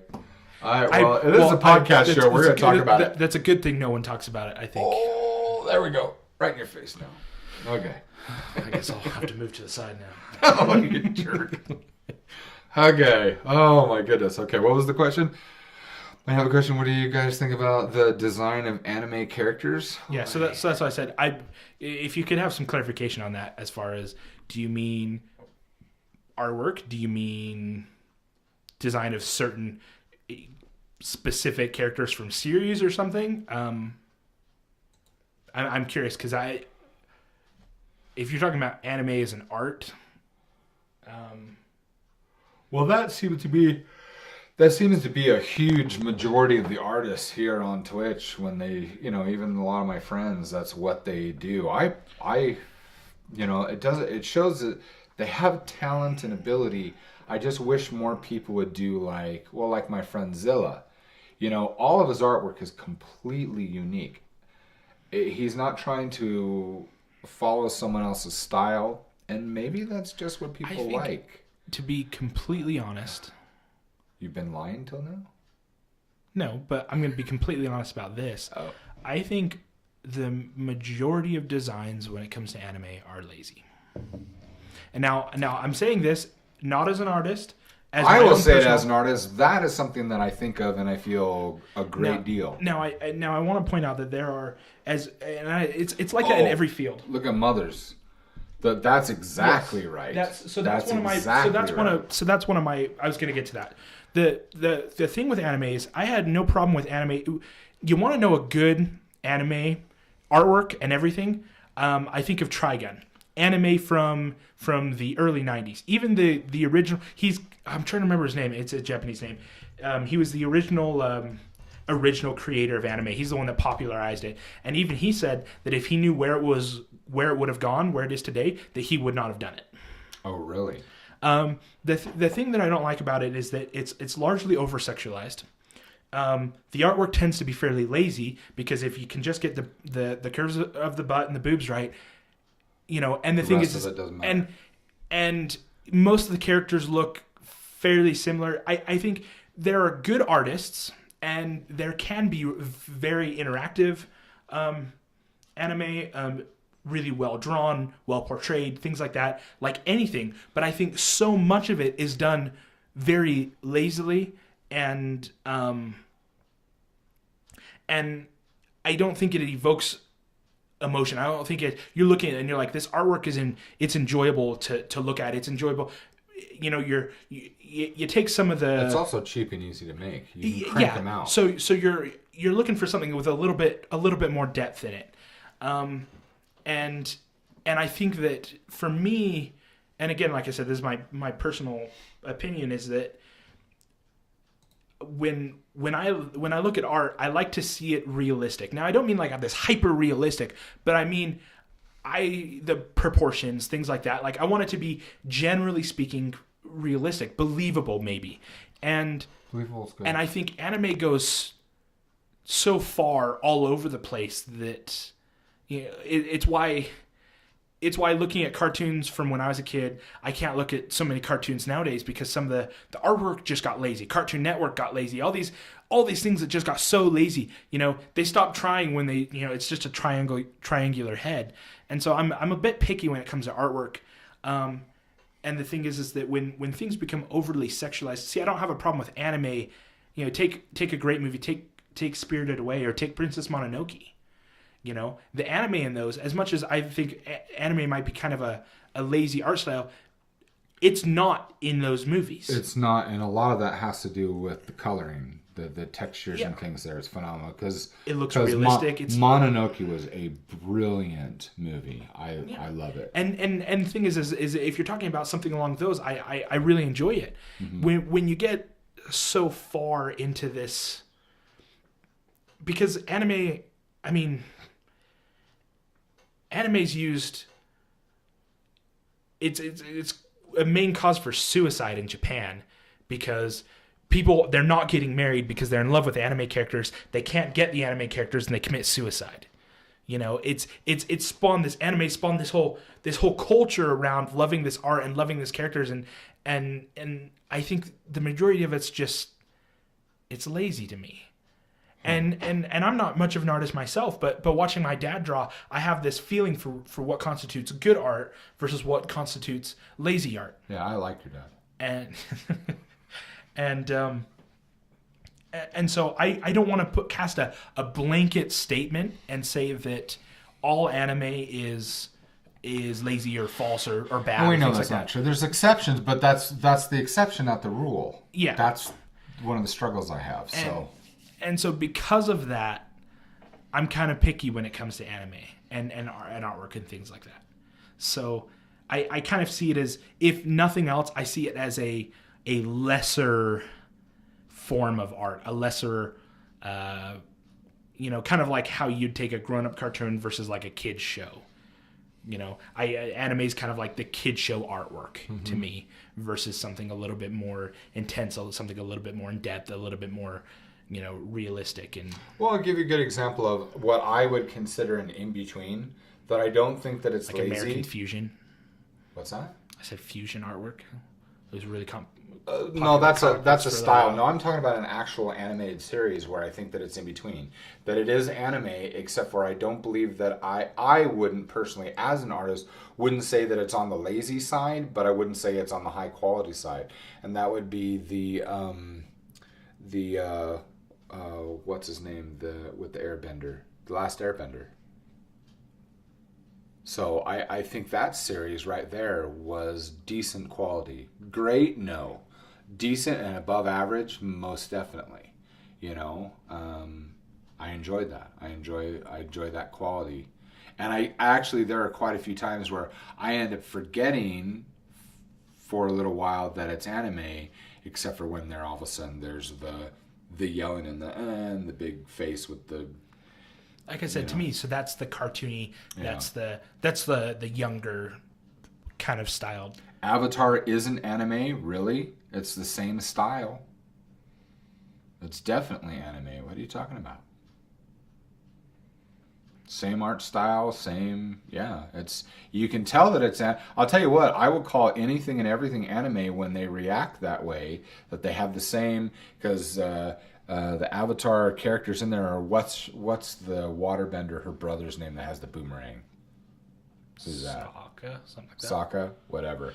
Anyway, how he reacts frequently the exact same way as the older brother reacts in Full Metal Alchemist. So you can't tell me that it's not anime, because that's an anime trait. Yes, it is anime. You might not categorize it as an artist.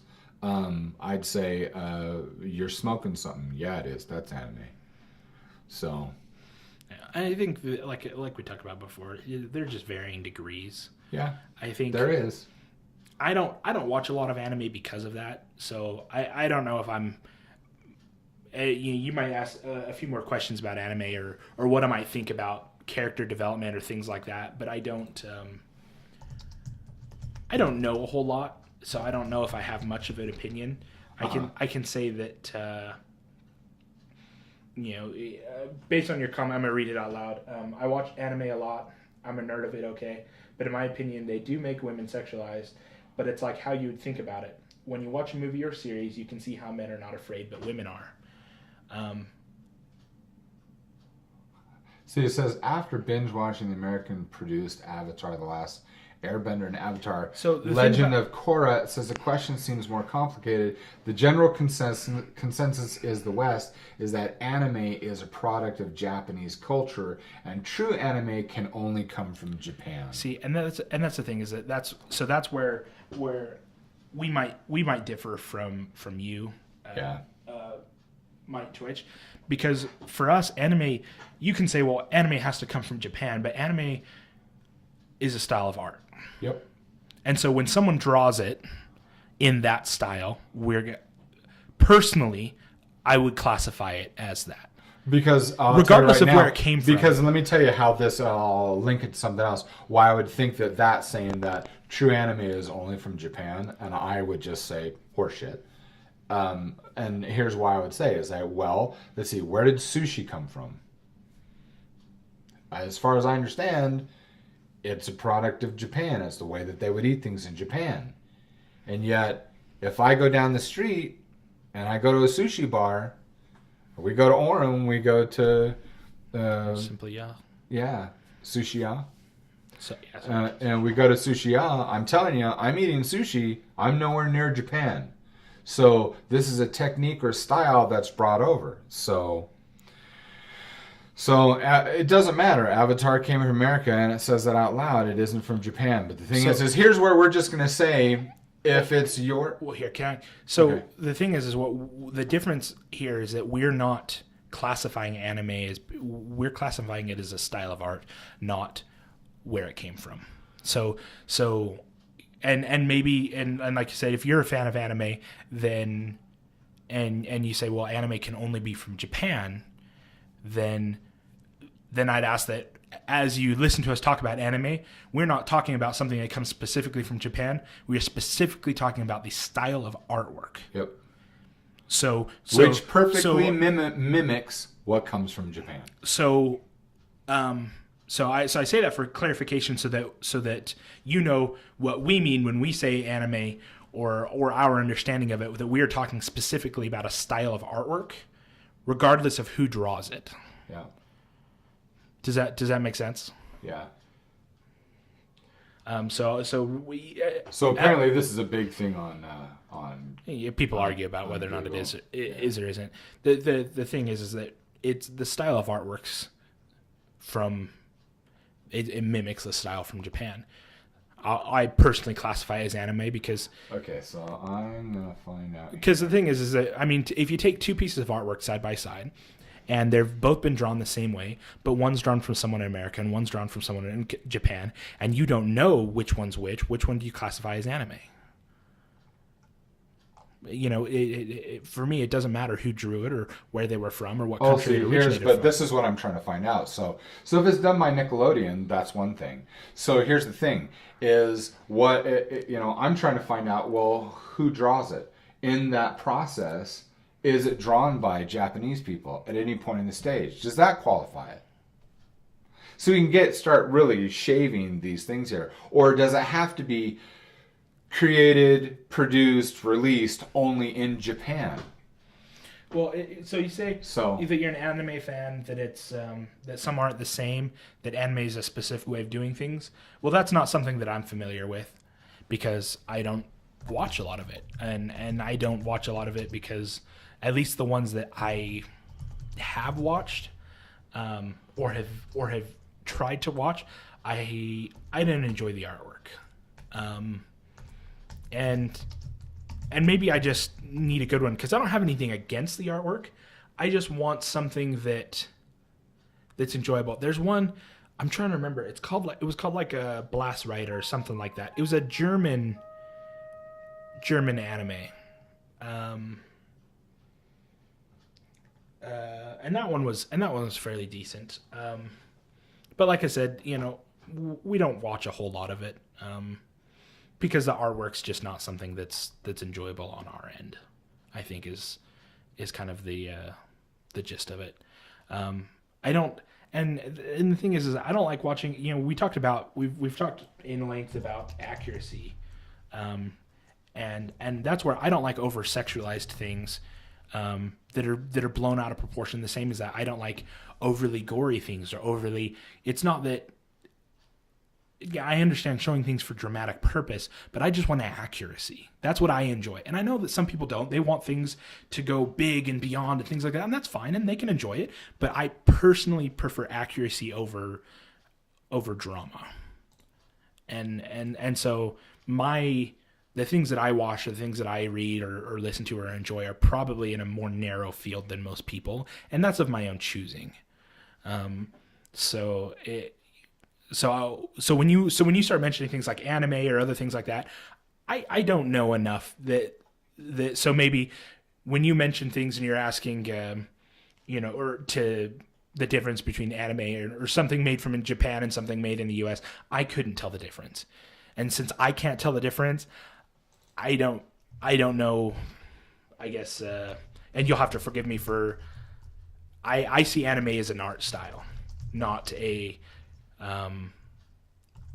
maybe a style of show or a style of writing or a style of creation, a style of movie or TV show. I just see it specifically as artwork, and that just might be the lack of experience, the lack of knowledge on my end. Does that make sense?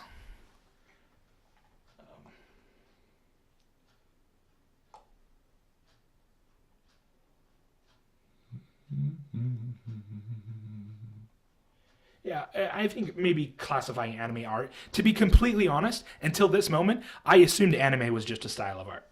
So maybe in the future I will better clarify that I mean specifically anime art, because I don't know the difference between an anime from Japan and another one.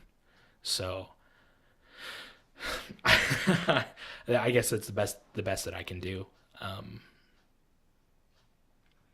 Speaking of ones that I enjoyed, though, Princess Mononoke was good. Spirited Away was good. I enjoy Full Metal Alchemist. I really enjoyed Attack on Titan, and I haven't seen season 2 yet because I want to rewatch season 1. I will say this: any of the yelling, though, you talked about some of that. Mm-hmm. Anything that you watch in Japanese Mm-hmm. with just the subtitles, it's a lot calmer. It's the American dub versions that do a lot of that.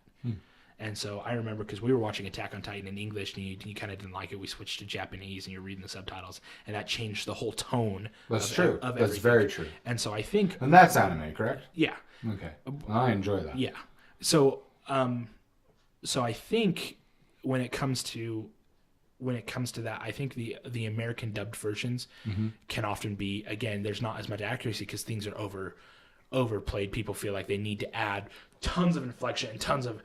I can't just say stop. I have to be like, stop. But you notice a lot of time it's like it's funny how things are culturally different, because if you take let's take the Japanese and let's take anime, all right, Mike? So we take anime because that's a great example. That what did you say that series was with those giants? What was that Attack on Titan. Attack on Titan, okay, because what I really enjoy that. It's hard for me to follow because I'm not a fast reader, so doing the subtitles, how quickly they go through, has been difficult. But I've really enjoyed that whole storyline. You take that, you're right. It does change the whole feel of it. But the Japanese don't.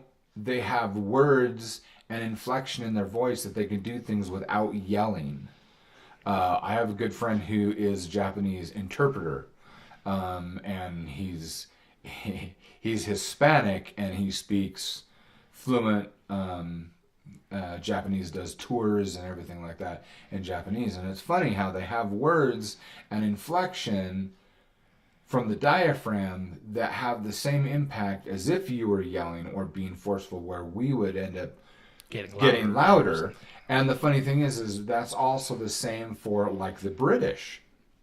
Good example.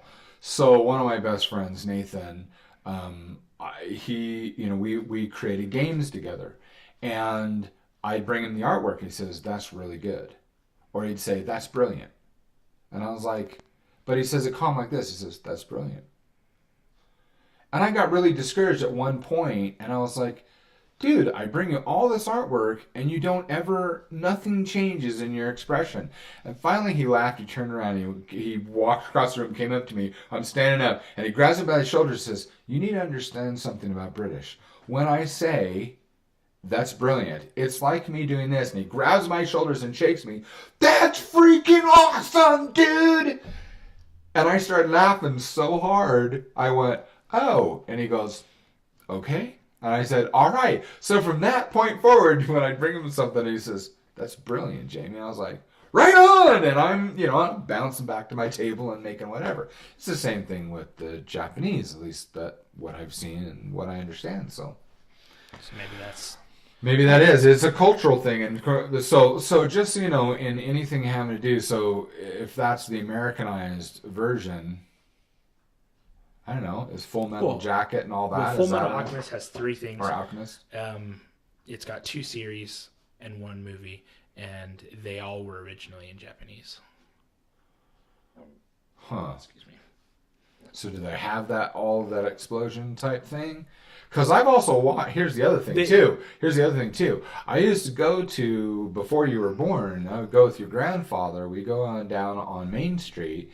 And once or twice a month, we would go to a Japanese market because Papa had gotten to know the owners really well. And we would go there, and that's where we would buy the rice for making sushi and things at home.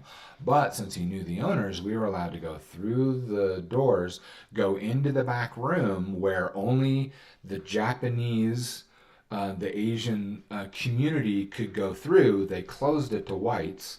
And you go into the back where they had they had 3 tables. They had their version of a big screen. It was this big tube propped up on a thing in the corner, and we could sit there and we could have sushi, sashimi, what soups, anything that they made there.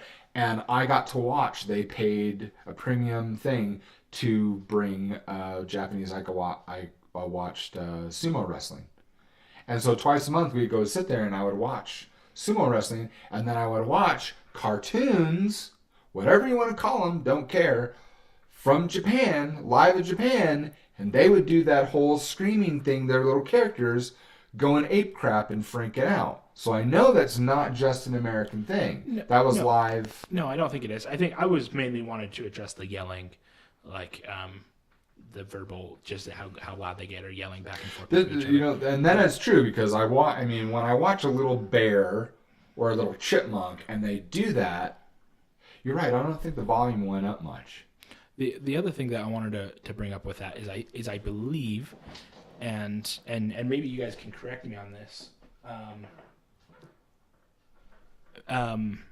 is that losing your composure like that is an embarrassing thing in Japanese culture. That's a great point. And so to include it, the point of it is to lose your composure so badly like that, you look like a fool. Does that make sense? Yeah. And so total sense. I believe that might play a part in it. I don't know. So maybe somebody can educate me on that. But it makes sense to me. So if you consider it that way, that these outbursts, it's to make you look like an idiot because you know. Exactly. So exactly.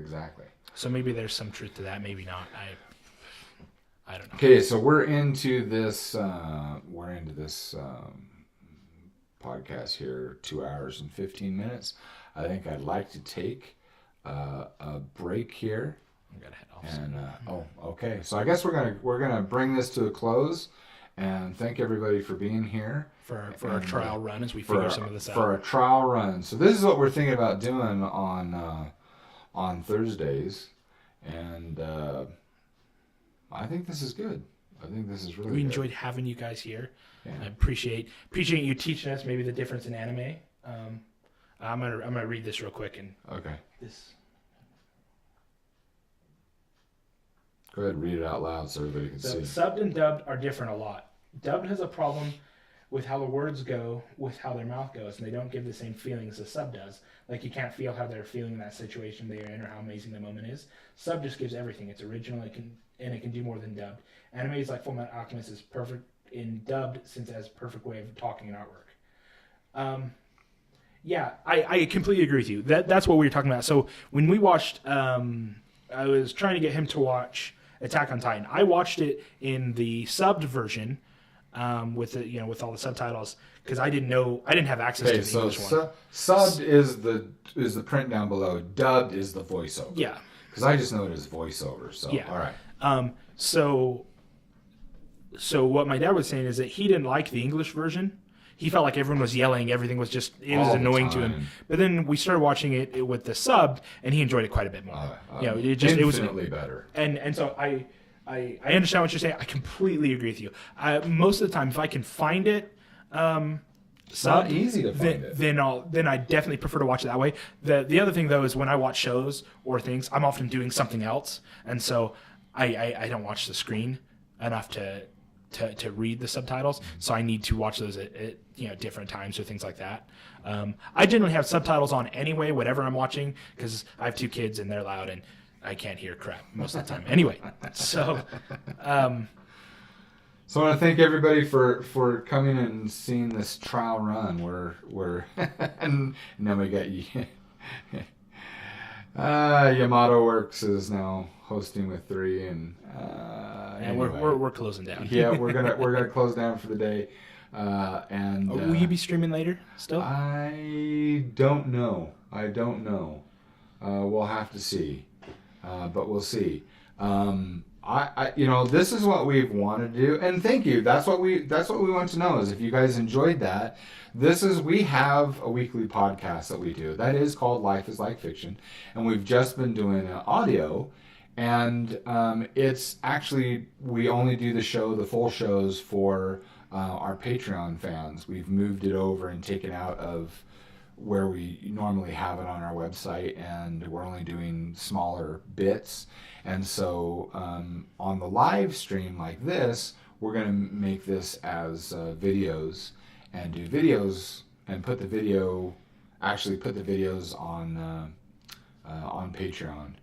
And we do that through YouTube for the people that are our patrons. So, but we will be doing a bit live through the Twitch stream. Yeah, so. and then so our goal is to do it every Thursday. If you guys have anything that you want to talk about, like, we just want to talk. It's just a platform to talk. It's just a platform to talk to each other, talk to you guys. You guys can get to know us a little bit. I mean, if you have anything, I mean, there are, especially conversation, you know, there are a lot of subjects that people, they want to stray from, that maybe they're contentious or maybe they're, you know, you kind of have to tiptoe. If you have anything, opinions, questions, we're willing to talk about just about anything. Sure, absolutely. Just remember, if you ask, you will get. Yeah. That's what you have to be aware of. You'll get our answers. You'll get our opinions. Yeah, that's all they are. They're opinions. But yeah, if that's something that... we try not to deal in facts. We try to deal in truth. Evan will explain that at another time. Yeah. I would love to go. I'll talk till I'm blue in the face. Anyway, so if you guys have anything at all you want to know about us, or you want our opinions on, or you just want to talk about, or maybe anything like that, we're always down to... Yeah, and if you want to do... Oh, by the way, the other thing, too, is that we started late. We actually started 2 hours later. Our goal that we would love to be able to do is actually start 8 a.m. our time. So 8 a.m. Mountain Standard Time. Which that would be in Germany and in the Netherlands. That's 4 in the afternoon. And so our goal, our hope, is that if we do this the way that we do on Tuesdays, we'd actually end up doing this stream for about 4 hours. So, and we'll see. We'll see if we break it up or whatever. But if you guys like that, then yeah, definitely. So good. So that's a thumbs up. We're definitely going to do this on Thursday. Well, I'm glad you guys enjoyed it. Like I said, I'd love to keep talking, but I need to go play dad. So. But Mother Wolf, I'm telling you, you know, hey, this could be like your morning coffee, your morning laugh on your commute. Yeah, early wake up, having fun, playing it on there. And the other thing is this will be a fun thing to be able to play back for everybody as well. So I don't know that I will be streaming. I think I'm going to leave this as my stream for the day. And if I do get back on later, well, you'll find out. But this is what we're trying to find our schedule. So anyway, thank you guys for hanging out. And and we will talk to you again. Well, I'll see y'all tomorrow. And those of you... And I'll come in from every now and then. Yeah, but Thursdays definitely, who knows? We'll see what happens on Tuesdays. But those of you who are our patrons, thank you so much for your support. Our subscribers on Twitch. Subscribers on Twitch. Everybody, thank you so much for supporting us. And we do this because we care and we like about you. And so we will see you. I do it because I need an outlet for my insanity. So I just... Like we said, it says right here, Lives Like Fiction, a podcast for the mental. And we will see you guys next time. Bye.